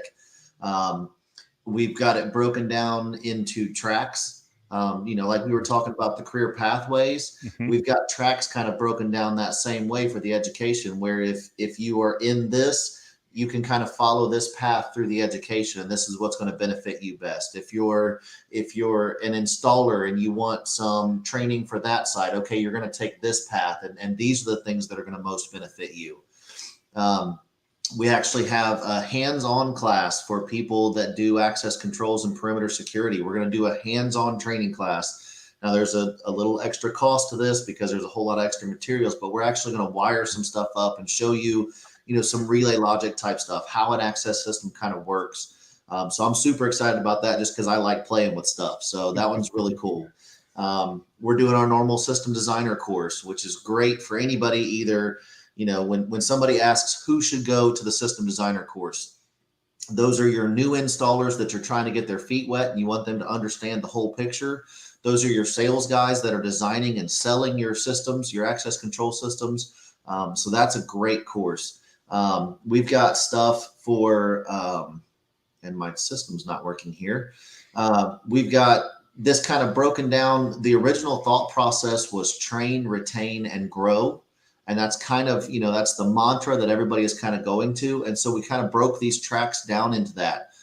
Is it something that's training? Okay, the training part is like we've got a session from CLFMI. So they're going to be training you how their system, or, how they use the wind load guide and what their system is about and whatnot. We've got obviously the hands-on one is in train. But we start talking about grow. Now we start talking about estimating and managing your profitability and culture-based items, how to grow your business, how to scale your things, how to keep your people involved. And then when you start talking about, retain was the culture side. So that's, making sure that people enjoy being there and you actually keep them. I'm really excited about this. It's the first year that I've obviously been involved with this side of it. Usually I'm the one teaching the GADS course.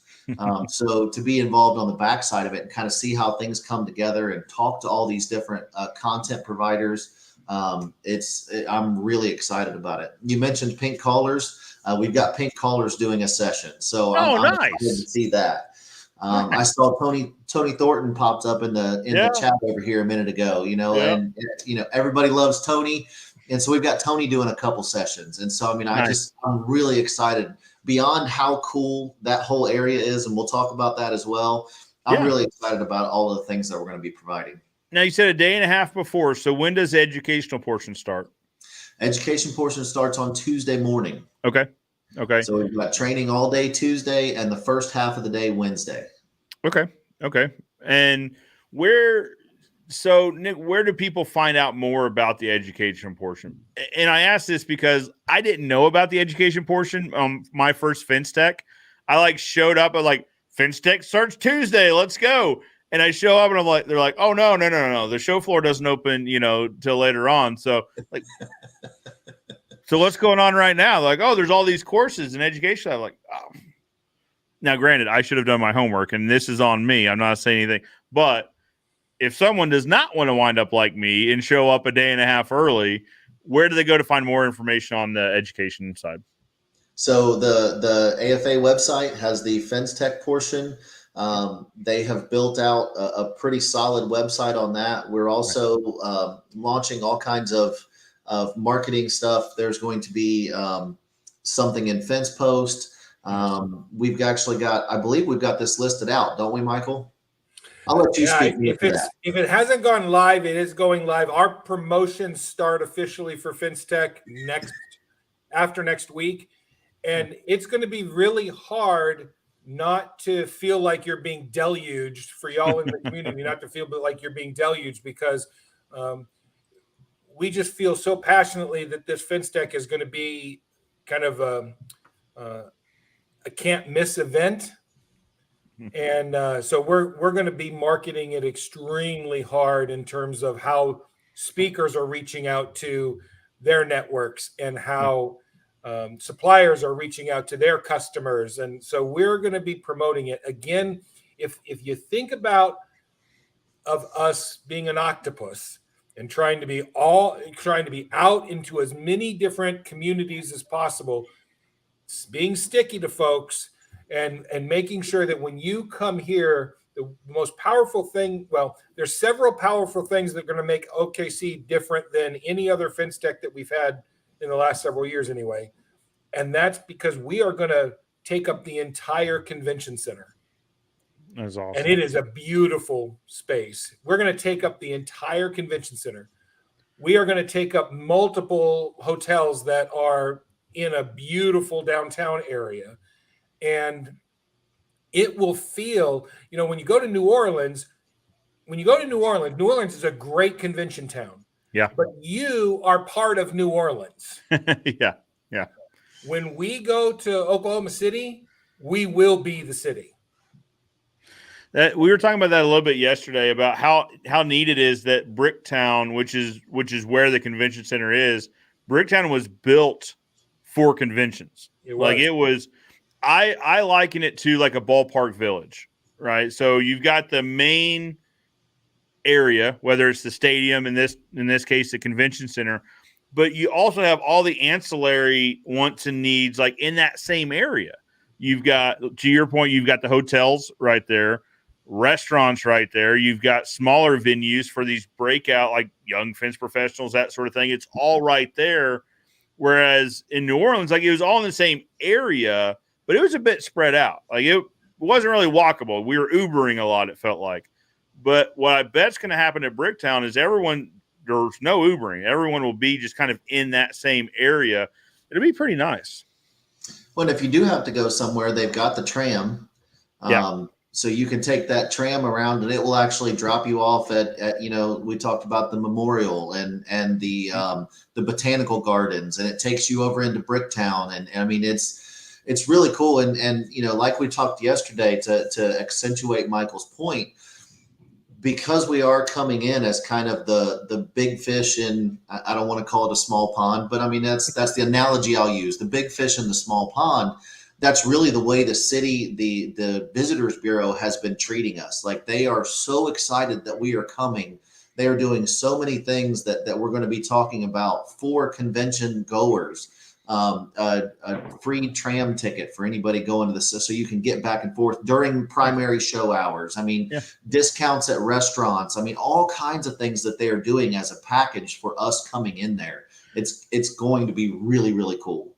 I have a feeling a lot of people's perceptions of Oklahoma are going to be very different after Fence Tech, because I heard the questions and it was usually just one word: is Oklahoma? Like that was usually the question, right? Like, all right, listen, I've already been there. Like, yes, Oklahoma, like it is a great place. I mean, not just because Nathan Downs is in Oklahoma, but there's other good people there too. It's legitimately like a really good place. It's fun. They built it for conventions, right? Like this was purpose built, and it's going to feel like that. Like everything you're going to want, need, have access to is walkable. Like where else do you go that you can walk everywhere? I don't know that I've been to a Fence Tech where everything was walkable. Like it felt like at some point we were taking transportation somewhere. So yeah, pretty stoked. Well, that was, we had our mid-year meeting there this year, and that was kind of part of the point behind that, because we had a number of folks, whether it was chapter folks or even some of the board folks, that were like, Oklahoma, really? And it was like, why did somebody choose that? Whatever. And we were like, just come check it out. And everybody that was there was absolutely blown away. And I tasked everybody on the chapter president's committee. I said, okay, your job is to go back and invigorate your chapter and explain to them what you just saw. make sure that your people show up. And I know they did the same thing with the board of directors and say, hey, look, you now go back and tell everybody how cool this is going to be and what an awesome show it's going to be. Absolutely. So the interview process the actual interview process, my interview process hadn't started at it hadn't started at last year's in New Orleans FinTech, but I had never been to a FinTech. So my thought was, you know what, I better before I decide to throw my hat in the ring here, I better go to a FinTech and make sure this will be something I want to. And it was the embodiment of the community. So when we talk about the culture of the organization being warm and inviting, that spirit of co-opetition being there, that feeling that you belong being there, it comes alive at FinTech. And I was only there a day, but I walked the show floor, and the announcement that we were going to Oklahoma City had just kind of filtered out to the suppliers. And it was funny because we would walk to, and depending on who we were talking to in the booth, Sam Williams was walking me around, and depending on who we stopped and talked to, it was either, I can't believe how excited we are to go to Oklahoma City. Is so awesome. We go there for these other 3 shows, and it is incredible. Or people were like, why are we going to Oklahoma City? And then the beautiful part about that was we were in kind of a situation where one booth was right next to another. And it wasn't Sam and I trying to convince this person that Oklahoma City was better. His competitor walked over and said, you need to understand, this is going to be an incredible show. And it's the things that we're all talking about here in terms of accessibility and being built for what its true purpose is. Mm-hmm. And I will tell you, the kind of the lead hotel, the Omni that is right next to the convention center, that will sell out quick. So, and then there's hotels that are close, if folks are very interested in kind of being there and experiencing it with, 4,000 or 5,000 of your closest friends, jump on it quick as soon as registration's open and out, and because it will be something that the industry talks about for a long time. It's going to be that good. I'm looking forward to it. I really am. Let's talk about the show floor for a little bit. Yeah. I know.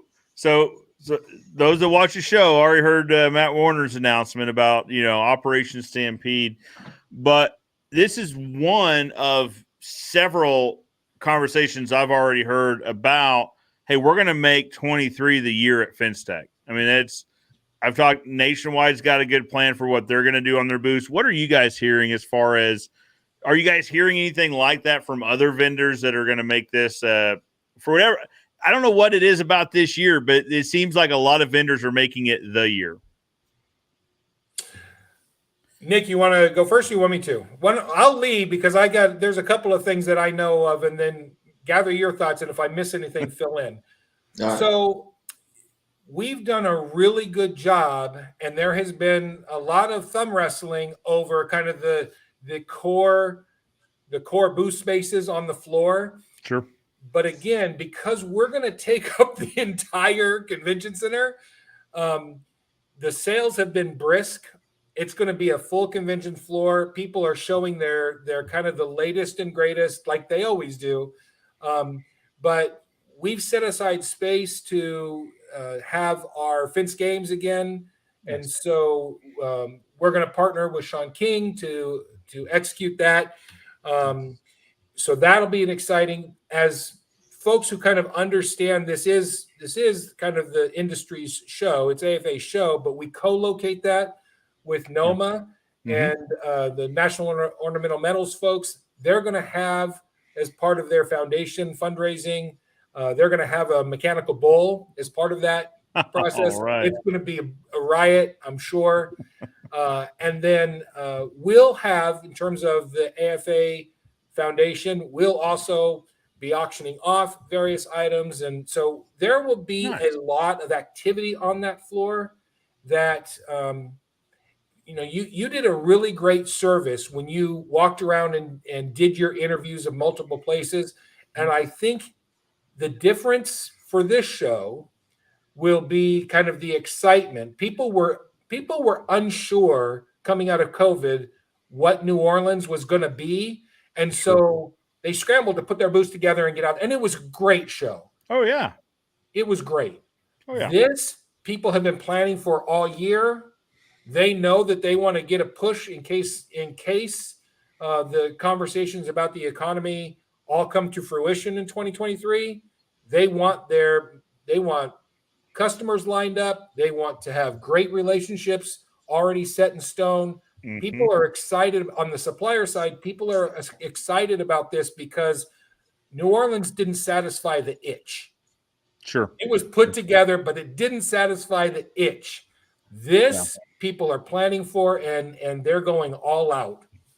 Well, and so Empire's here, and they can't wait for, or that came in right as I was clicking it. So Conserg says also, can't wait for FinTech 2022. We will be booth 1621. It's going to be a blast. Right above them. Now, this isn't, I would have clicked that one too. I don't want to make this sound like I wasn't going to click it. But Empire had said we're so excited for OKC. So right off the bat, we've got two great vendors that are going to be there. I'm excited. We tacked on another 2 days of us being there just to try to cover it all. You know, that's one thing. We had a great time in New Orleans, but we really underestimated how much content there was to do there. And so it was, we went to dinner one night, and then we did the Young Fence Professionals. Then other than that, every other night was doing content of some sort. So I was like, guys, I've been to Bricktown. I'm going to want to go out at Bricktown and like be amongst the fence people. Let's add some more days to this so that it's not to midnight every night, like in our Airbnb shooting content. So we're tacking on days because I know it's just going to, well, one, it's going to be bigger than New Orleans anyway. So we need to tack on more to that too. But I'm excited. I can't say I'm excited enough. I've said it like a dozen times already, but and it's not just because it's being hosted by the greatest chapter of the American Fence Association. I mean, chapter of the year and all that. It's not just because of that. Like that's definitely a part of it, but not the only part of it. It's going to be a great show. It really is. Let's say hello to a few more people. AJ Rural says, "G'day guys. A bit of friendly competition keeps us honest." Very true. Great show like always. And then Roger's got a point here. What the government wants is arguable, but not on Joe's show. Thank you, Roger. Let's keep some of the arguments out of here. We got our hands full. We haven't even gotten, well, the show has its hands full with other arguments, and we're not going to even start them right now. So, hi, everyone. Worked in the fence industry for nearly 10 years. I just recently started my own fence company in June. I'm very passionate and ready to learn and grow. Thank you guys so much. I think this is, and then says Patriot Fence Company, LLC. We build the best. I think this is, I have seen more of this in the last 2 or 3 years, 4 years maybe, than I've seen prior to that, which is guys that have a ton of experience, a ton of knowledge, get to the point where they say, I'm going to start my own thing. The economy's good. Their customers are plentiful. Now is the time to take advantage and start my own business. And I think, and this is a great show to talk about that, right? Because I think that's one of the areas that AFA helps is just by providing like this. Obviously, they have 10 years of experience, so they don't need more experience, but they might need more resources, right? So, you know, whether it's a discount program or whether it's just the free information, it's not called the information portal. What is it called? The AFA's portal for the resource center. You know what I'm talking about, like shop drawings and all that. Anyway, I'll go find it. It's the resource center. Resource center. Okay, that's the term I needed. But those are what AFA can offer someone with experience, right? But new to owning a business. Like, where do I find cut sheets? Where do I find this and that and the other? How do I get a hold of ASTM standards as they pertain to fence? Like, you don't go to ASTM.com. You know what I mean? So where does someone find this? And that's probably another place. This is going to sound like a commercial for the AFA, but this is how much I enjoy being a part of the AFA for real, is that I bought the business for my dad in 2016, January 1, 2016. Now I've I've had a tremendous amount of experience. I've been in the business since I wasn't as tall as this table. You know what I mean? So it's been a minute, but I didn't have the same resources though available. Like he had a catalog of cut sheets. He had this, and he was making them available to me, of course, but I also wanted to find it for myself because, like any good son, I'm like, well, thanks, Dad, but I'm gonna figure this out on my own to a certain extent. And that's where the AFA came in. And it's one, I didn't know where to find it, so of course I went to where everyone goes. I went to Facebook, like, hey, where do we find this and that? And everyone's like, are you a member of AFA? Like, well, yeah.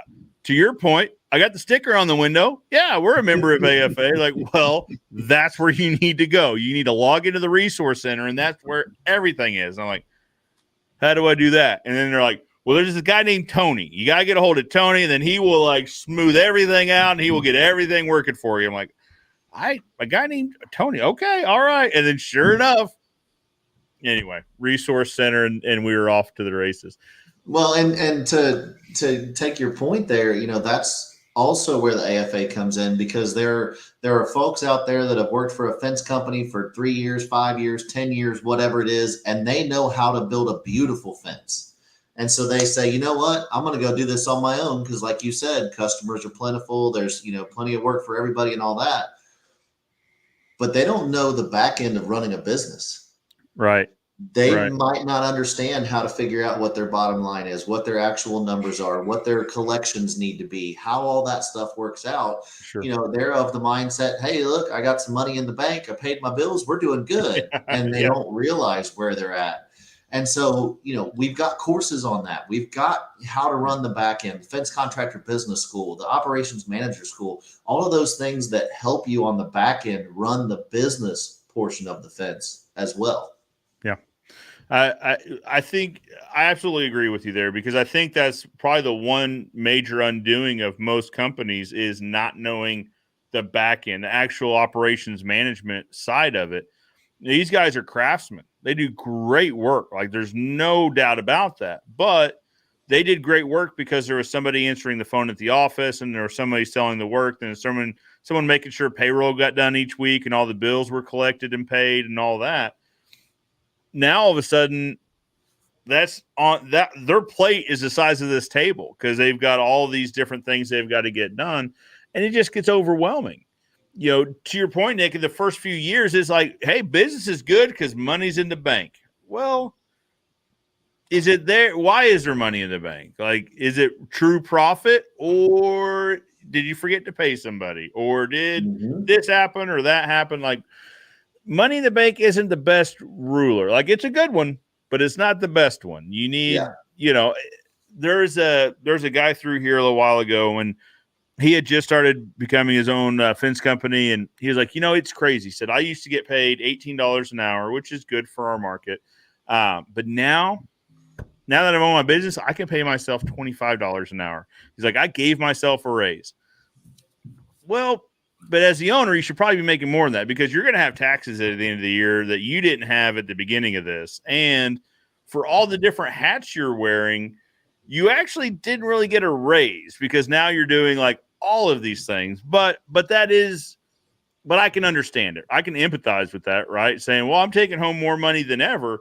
Yeah, but you're also up to midnight figuring out who owes you money. And then you're going to be up to midnight tomorrow invoicing that out. And then, like I said, hopefully you keep payroll done, because those guys aren't going to stick around if you don't keep them paid. Like, you remember that pretty well, don't you?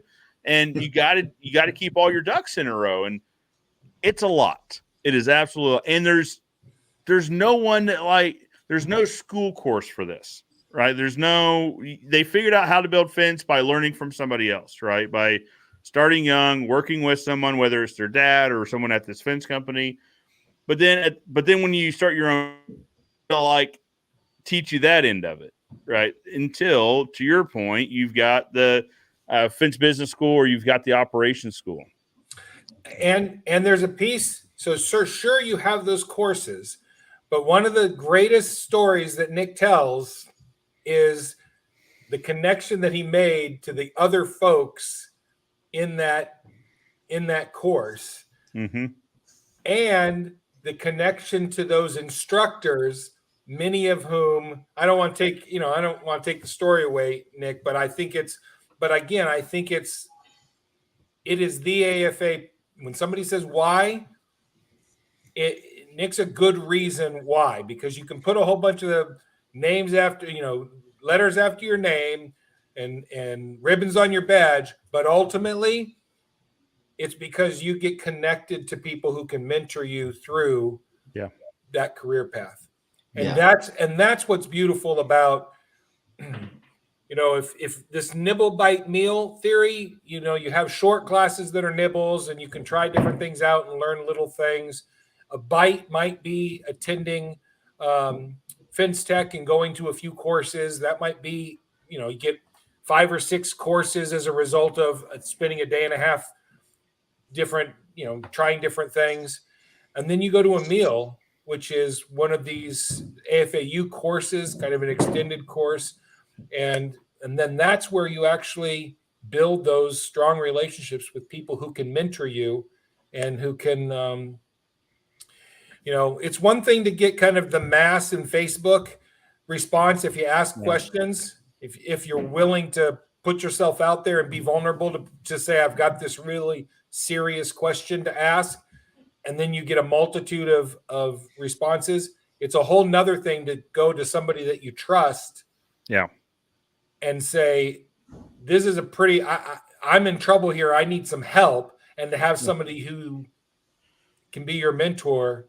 Well, and someone that's been through it, right? Like the trainers of these classes are people that have been in it and been through it.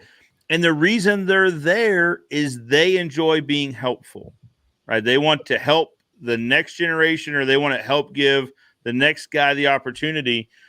And that extends beyond the course, right? So these same people, and I don't know all of the trainers, but I know a fair amount of them. And I know enough about them to know if you messaged them and said, hey, I've got this problem. I was in your course, I was in your class in Waverly, and we talked about this. Man, I've got this problem and I can't figure it out. I guarantee you 99.9% of them will pick up the phone and say, hey, I got you. Here's let's set up a call, or here's the solution, or whatever whatever the solution is. But these are people that enjoy being helpful, not just in the classroom environment, but in general. I mean, they're taking time out of their personal life and professional life to come help others. Like, it extends past just the training courses. Yeah, so that's AFA as a whole. And, Dan Wheeler popped in earlier. Yeah. Dan Wheeler did a podcast with instructors that are all going to be at AFAU earlier this week for us. Mm-hmm. And if you listen to that, it was awesome, because what we did is we took instructors from almost every different course that we're teaching, I believe. But every one of them said the same thing. I went through the school in 2010. I still talk to some of the people that were students in that school with me when I went through it. And now, 11 years later, 12 years later, I'm an instructor and have a whole different group of people that call me. Mm-hmm. And all of the instructors said the same thing. We as instructors learn from the students, we hope, learn from us. But at the end of the day, we now have this group of people that we can rely on, that we can talk to, that we can ask questions, or that can ask questions of us. And that's the AFA in the same way. And the same thought process goes to, we learn a bunch in the class, but when the class is over and we're all just kind of standing around talking at the end of the night with a beer in our hand, or eating a piece of pizza, or whatever it is, there's so much good that gets done there.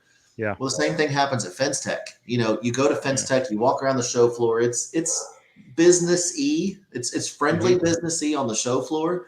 But you get after the show floor and you go to a YFP event, or you go to the opening night party, or you go to a dinner with a bunch of folks, and it's just that connection that you get with like-minded individuals that it's literally reinvigorating. Like it just about the time you're like, man, this is getting kind of old. Then you go to something like this, and it's just, you're pumped up again. You're ready to go freaking take on the world. Yeah.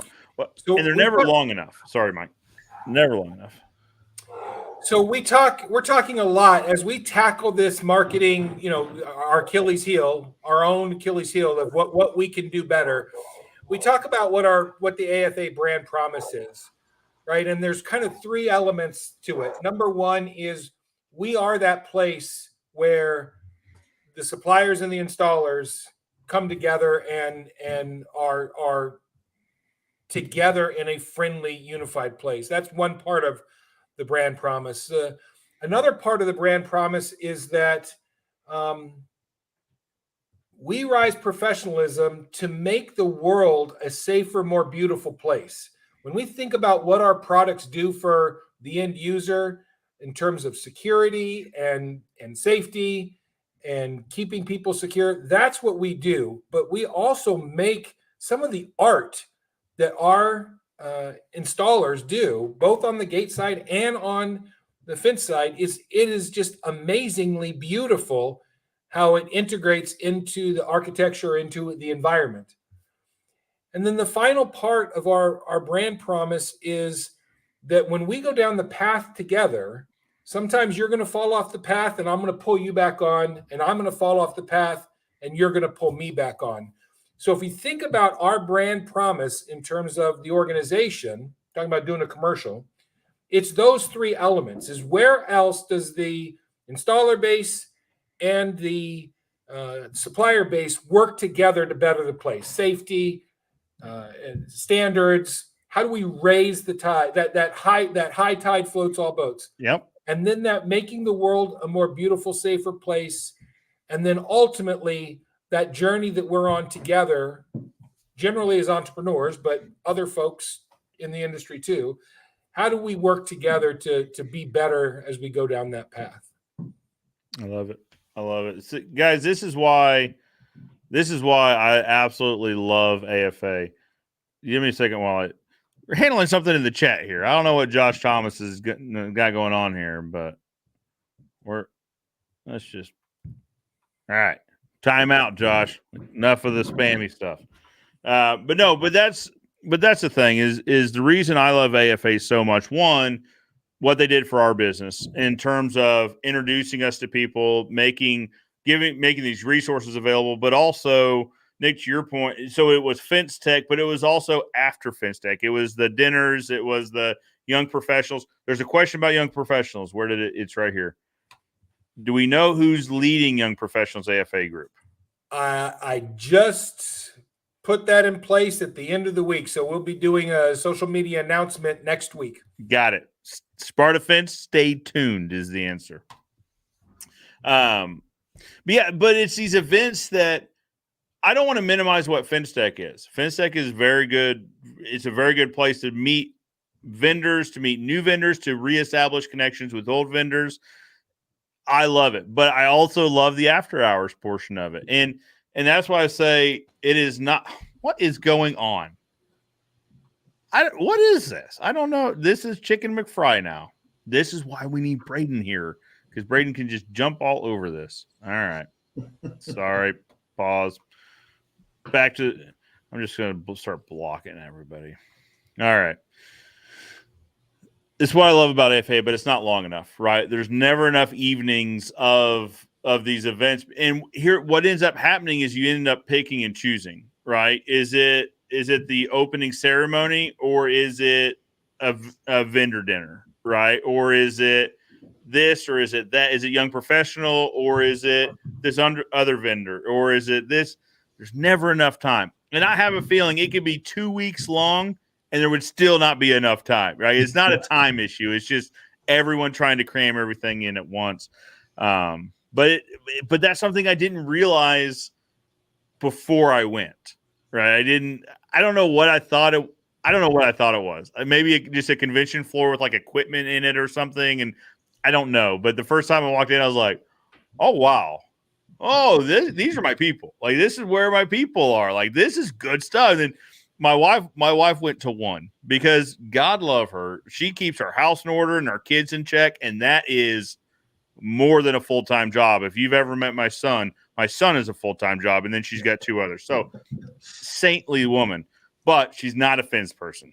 Like, we went to Fence Tech and I was like, all like big eyes looking around. I was like, wow. And she's like, it's just like fence boards and like some equipment and stuff. Like, I don't like, yeah, but like, baby, you don't this wire thing, it will reach down and pick it up and then run it like you don't. Like I can tell in your face, you do not understand what this piece of machinery is. And she's just like, "Is it because it's orange? I don't get it. What are we doing?" I'm like, "Oh, okay." Well, all right, it's because when you, I'll tell you what FinTech does. For it doesn't matter whether you're on the installer side or the supplier side. What FinTech does is it provides inspiration. Yeah. And so when you walk through that show floor, there's an excitement there, and there is no better place, I think, to think about your own business and then think about what might be possible with your business, and then realize that there's this whole infrastructure underneath to help you realize that. Well, and it's going to put ideas in your head like little seeds that don't even germinate for years. Like it's there was one, and it might have been San Antonio. The San Antonio was, I think, the first one I went to. San Antonio, anyway, there was this machine, is like the dragon's breath or something, where it would like laser cut pipe for you and like spit it out and mark it and notch it. And at the time, I was like, we were in a much smaller building, and it was a pricey piece of equipment. I was like, who would ever like? That's cool, I guess, but that must be for the ornamental guys, because I don't know that that's for like fence guys. Now we're legitimately in our shop going, you know what? I remember seeing this piece of equipment. Now we'll need a programmer, but it could spit out pre-notched pipe like nothing. It would be great. That seed's been in my mind for however long since San Antonio, a handful of years, just germinating, waiting until at one point, one of our fabricators was like, man, this notching, like, because we talk about efficiencies a lot. They're like, this is really inefficient. Like, no matter how we do it, notching takes up time, and we can give it to one of the shop guys, but still it takes time and it's money and this and that. And like, if only there's like an automated solution. And that's when that seed went, bing. There is an automated solution. It's called like a dragon's tongue or something. Give me a second. Blocking more people. Good grief. Josh Thomas. Some people just have more time. I'm going to start sounding like my dad here in a minute. Like, these young people, what are they doing? All right. I feel like we beat the drum enough for FinTech, because like I could be here all day. Just I will always ever be at FinTech. But, you know, if you're on the fence, full pun intended, you should go. You really should. And this will be one. They're all good years. This will be a really good year to go. Just the experience is going to be good. The location's good. I think you're going to like it for sure. Guys, usually at the end of this, we show this week's video. Are you guys all right sticking around to watch this week's video? Week in the Life. It's about 6 minutes. Sure. Okay. Here we go. I actually haven't watched it yet. Don't tell Braden. So we'll all watch this thing together. All right, guys. So we've shown you kind of the end result of what building the fence looks like, but this time we'd like to get you a more complete look at exactly how we build a pre-stained cedar fence. So the guys are pulling down some pickets now. We're going to stain them in our custom-built pre-stained tank and then get them ready for Scotch Crew to put up next week. So the reason we stack those, and we should have talked more about this, we learned pretty quickly that those boards need to be very dry to like fully absorb the oil, the stain. So this room we keep at 35% humidity, and we have learned like that is the humidity that will suck all the moisture out of these boards. We had, well, here it'll show it here in a minute. I think I do remember the video. Okay, so this part, these drying strips, it lets air pass through every layer of these boards. So before we would just bring bundles into this building and just leave them there, and then we got a dehumidifier and all that. But still, when we pull them apart, when we start running them through the stain tank, the core of this was still damp. Like it sat here for a month in 35% humidity, which is an arid, it's like desert type humidity. How do these things still have moisture until? And actually, Kenny Dugan was commented here earlier. Is him and Caleb were like, no, you have to stack those things with stickers. let airflow go through those. Like, are you sure? Like, give it a try. Sure enough, stacked them like we did. Now, it makes a pallet grow, but we stacked a pallet like this, put airflow through it. It was dry in like 2 days. Like, this is crap. So now we just stack them like this, put them up on those racks, and just let them sit and age.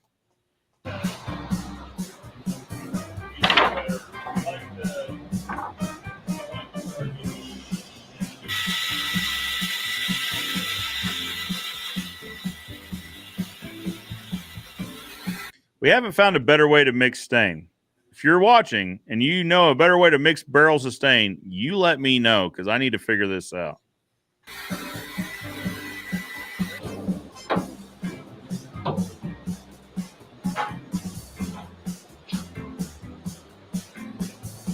First try every time.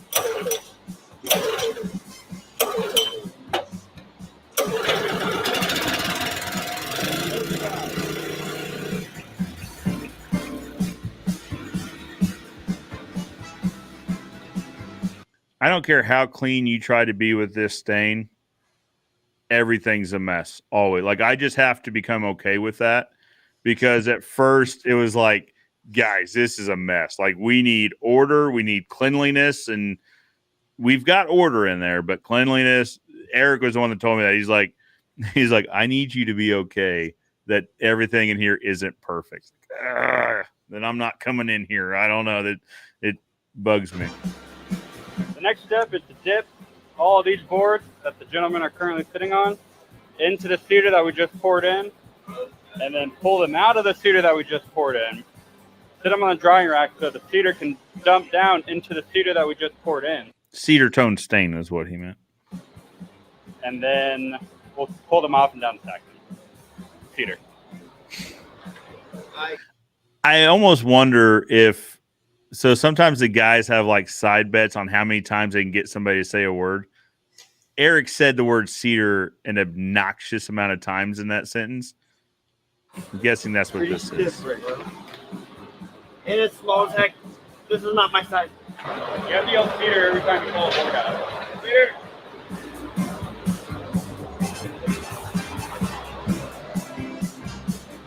Reese is here. Yell cedar. We can't show other brands. Oh, yeah. We're not sponsored by them. Reese, yell cedar.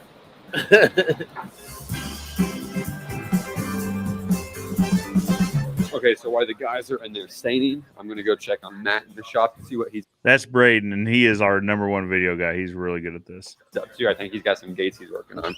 So, And it is a bit of a journey getting through the labyrinth of rooms in this shop. Like, it was 2 structures. It was a milking parlor, a barn, and a house.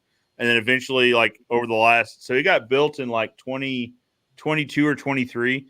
And then so it's like, it's about 100 years old. So then they just kept adding it on. They connected the two, and then they added and added and added. There's like, he's gone through like 4 rooms, and he's not done yet to get from the stain shop into the fabricating shop. we'll go over this. What's this post for, John? It's for to be plated for some weird gate. What's going on here? We're out here. It's kind of the story of our life lately. We've been building a lot of weird stuff. Like, I don't know where the easy stuff has gone, but it's all weird lately. Here in the shop today, and we're making some ornamental gates for an upcoming install job. We've got 4, actually 2 walk gates and 1 double drive. So we'll be making 4 4x5s or 5x4s. Either way. Those are definitely 2 different gates. Somebody's like, yeah. The panels are just shy of 8 feet. So in order to get so instead of making 1 gate out of 1 panel and having all this waste, what I'm having to do is measure out 4 foot, basically just shy of 4 foot, and getting 2 gates out of 1 8-foot panel. And unfortunately, they pre-drill these holes in here. So Did you film? I got to fill them a little bit, yeah. But that's going to save us 2 whole panels. Efficiencies. Matt is on top of efficiencies for us.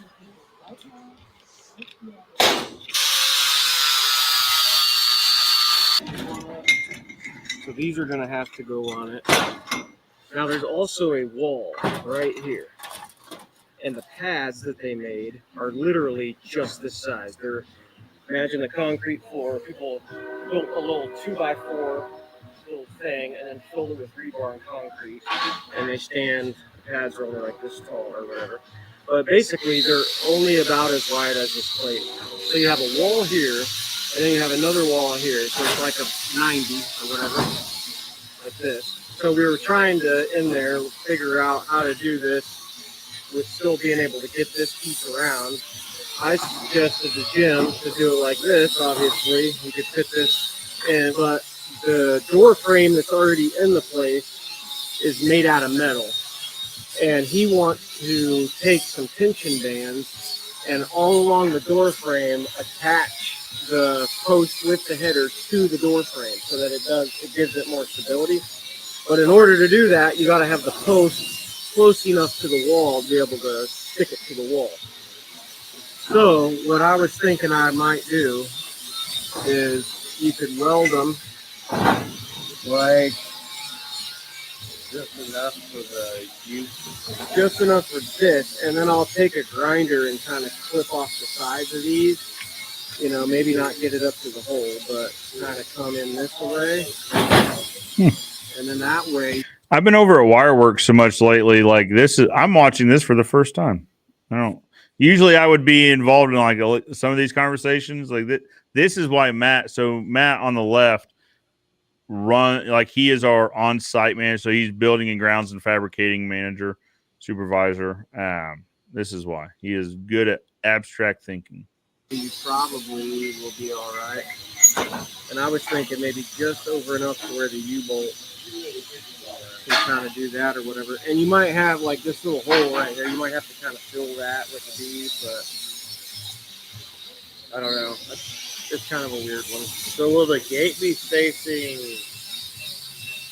like the front of the gate facing that way? Yeah, so this is basically, if this is the doorway this way, this is exactly how this side will go.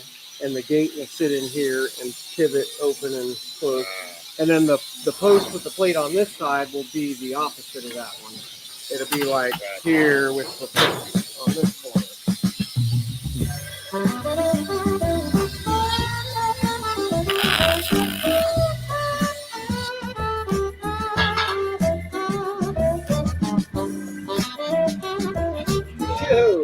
On the money? No. Oh. Here we go. And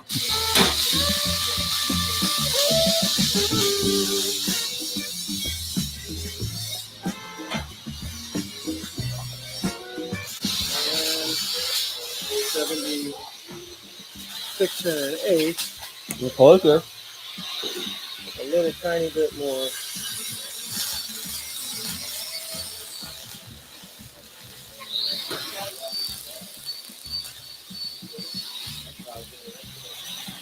First.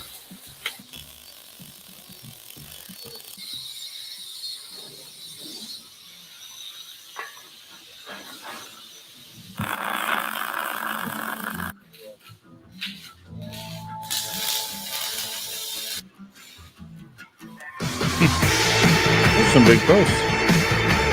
That's the week in life, I guess. There we go. We're experimenting with shorter videos. I know Braden told me about that longer videos people don't want to wait around for. So now which makes it kind of hard because it's like, which snippets do you show? But that is apparently, so these are 2 weeks behind. I know. So that's why this was so there wasn't a lot of content here because most of us were over setting up the wire weaving machine, I think.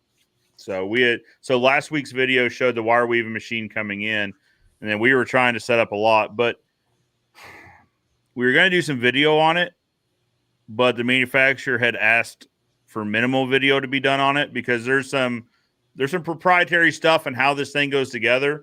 And there's multiple other countries like developing their own versions of this. So they're like, listen, we know you've got this chance. Because I told them, I was like, I want to do some content on it and get you guys some good publicity because they've been great to work with. Now, we paid full price. But anyway, like I'll get you some good publicity or whatever.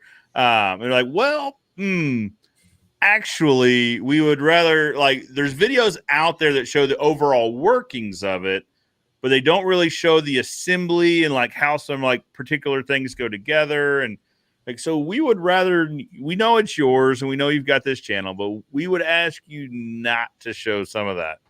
So it's like, well, there goes about 2 weeks worth of content, I think. But anyway, but next week's video, I think probably shows a little bit of it. We've gone through and scraped through a lot of it that anyway. So we should start seeing the fence weaving content coming soon, which actually, for those of you out there that watch me on my TikTok, you've already seen some fence production content because we've got some pretty good stuff on there making wire. We made what all did we make? We made some 100-foot rolls for Matt Warner up in Waverly for them. Made some 100-foot rolls of 6-foot 9-gauge. We made some 4-foot. We just got done making some 4-foot 9-gauge, some 7-foot 9. Doing a lot of 9-gauge lately, but anyway, it's all on TikTok. So anyway, TikTok is not part of their concern. They don't want it on YouTube. Like, okay, that's you got. I said, what? I asked them, I was like, what about TikTok? And they're like, that's fine. Okay, you got it. But anyway, those 100-foot rolls with that fence hog make a big difference, right? Well, so that's the thing is like there are more people that need to go to Fence Tech because when I put pictures, I was like 50-foot rolls, no problem. 100-foot rolls, we got you. They're like, how could you lift 100-foot? I put this up on Facebook. How could you make a 100-foot roll? I can't believe you would do that to your people. I couldn't believe. Like, listen, a 100-foot roll of 6-foot 9-gauge weighs 449 pounds. Nobody's lifting that. We didn't lift that off the machine. The forklift lifted that off the machine. But I was like, no, you don't like the machine. Like just like there won't be hands touch this wire until it goes to get wire tied. And even then, maybe they use quick ties. And they don't even no physical like wrangling of this wire is going to occur. But yeah, so that was part of the discussion we had but the benefits are now you don't have to, for every 100-foot, you don't have that splice in the middle. You cut a splice. That's right. Over 1,000 foot, you've cut your splices in half. How long does it take to make the splice? How long does it take to reload the equipment to get it back operational? You cut a splice out, you can really do something. Yep. Now on our machine, 100 foot's pretty much it. Cause that was the next question. Like, okay, you can do 100 foot. How much more can you do? Like, no. 100 foot was pretty much the limits on these rolls. But so it's a 100-foot roll is about 24 inches in diameter.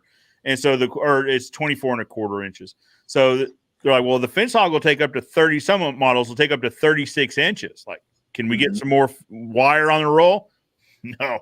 Our machine, the way it rolls, like 24 1/2 inches is it. Well, there is no more. But those fence hogs, like that, not a sponsor. This isn't a sponsored video. They are slick to watch because they just yes, they are. Chomp it, pick it up, run it.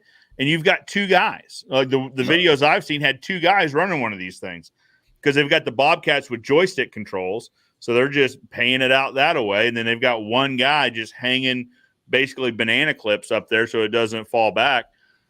It was slick to watch. It was really neat. It is.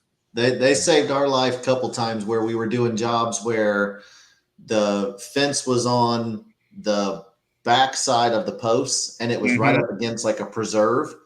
And so we would either roll all the fence out along the trees and bushes and then set our post and just pull it back over. Yeah. Or B, we would take the fence hog, tilt it down, stick it under the top rail, and then use it as our hand spin. So instead of old school setting the chain link on a stop sign and spinning it out, we would just stick the machine under the top rail and then use that to pull it out. Pay it out from there. That is slick. Yeah. I've seen some guys. I saw one of them had had an excavator. And so they had an excavator like pick it up and put it over. I was like, that's kind of ingenious. I mean, fence people are pretty inventive. That's how we used to do a 20-foot chain link.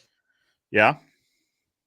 We took a hub off a trailer and welded it to a box that we could put on the fork of a zoom boom. Then we would take our wire and put it on a pipe, and we had chain hanging down, and then we'd crab walk the zoom boom down the 20-foot fence line. Yep. See, this is the stuff we need to make like content of. Like, can you imagine a video of that? It would go to the moon. Like, I would watch that thing on repeat for a while. It was awesome. that's just like, that's the kind of people that are in the fencing industry, right? Yep. People that just think outside the box, like, hey, we got this big problem. How do we solve it? Let's think about taking a hub off a trailer, and then next thing you know, like, boom, told you it'd work. You know, like, yep. That's our kind of people. It's our kind of people. 100%. Guys, we are already at 2 hours and 40 minutes. So, listen, I told you this would happen. Yesterday, there were some concerns about how much time we had to fill. And I said, gentlemen, we'll start off. And the next thing you know, we'll be teleported to the end of the show. And we don't know how we got here. Here we are. We made it. Yep. Guys, I appreciate you guys making time on a Saturday. Any last remarks, any last words you'd like to leave with the audience? Michael, go ahead. Well, I would just say thank you, Joe. Appreciate the opportunity. You reached out really early on, and you let me get my kind of feet underneath me. Yeah. I just appreciate the opportunity to be here and talk to you. And yeah, it was a good way to spend a Saturday early afternoon. I appreciate it. You're welcome. Yep. And for me, see you soon. Yeah, same deal. Appreciate you. Definitely see you soon. And if anybody out there is not a member and has questions or concerns, hit us up. Come out and see us wherever we are. What is the best way to reach out to AFA? Because you see these sometimes in the Facebook groups. People are unsure how to reach out to AFA. What's the best way? I think the best way is just the direct way. I think you send me or send Nick an email and say, this is the challenge I'm having or the problem I'm having. What do I do? And then we'll work on that. Remember, we're not set up to answer. Even though Nick's very knowledgeable, we're not set up to answer technical questions. That's not the role of the association. But if you're having trouble getting connected or finding a place or finding a home or sharing an idea, then definitely contact us directly. So it's both of our first names and then at AmericanFenceAssociation.com. So that's probably the best way, the fastest way. Yeah. That's probably the best way. Perfect. Guys, thank you so much. I really do appreciate you making time on a Saturday away from friends and family. It means a lot to me. And but yeah, I will see you guys in person in Oklahoma City in just a matter of months. Like, it's really not that far off. It's fast. It'll come fast. Gonna be here for It's kind of the natural way. We go right from AFAU in what are we, 2 weeks out. So we go right from AFAU, and then the holidays will happen, and then people will get through the holidays, and then you should be packing your suitcase for Oklahoma City. Yep. Then it's already on top of you. Yeah. Absolutely. Yep. Well, guys, like I said, thank you so much. I do appreciate it. For those of you out there watching, thank you for watching. Appreciate you tuning in. For now, I'm Joe Everest, the fence expert, reminding you that good fences make good neighbors. And I'll see you next time.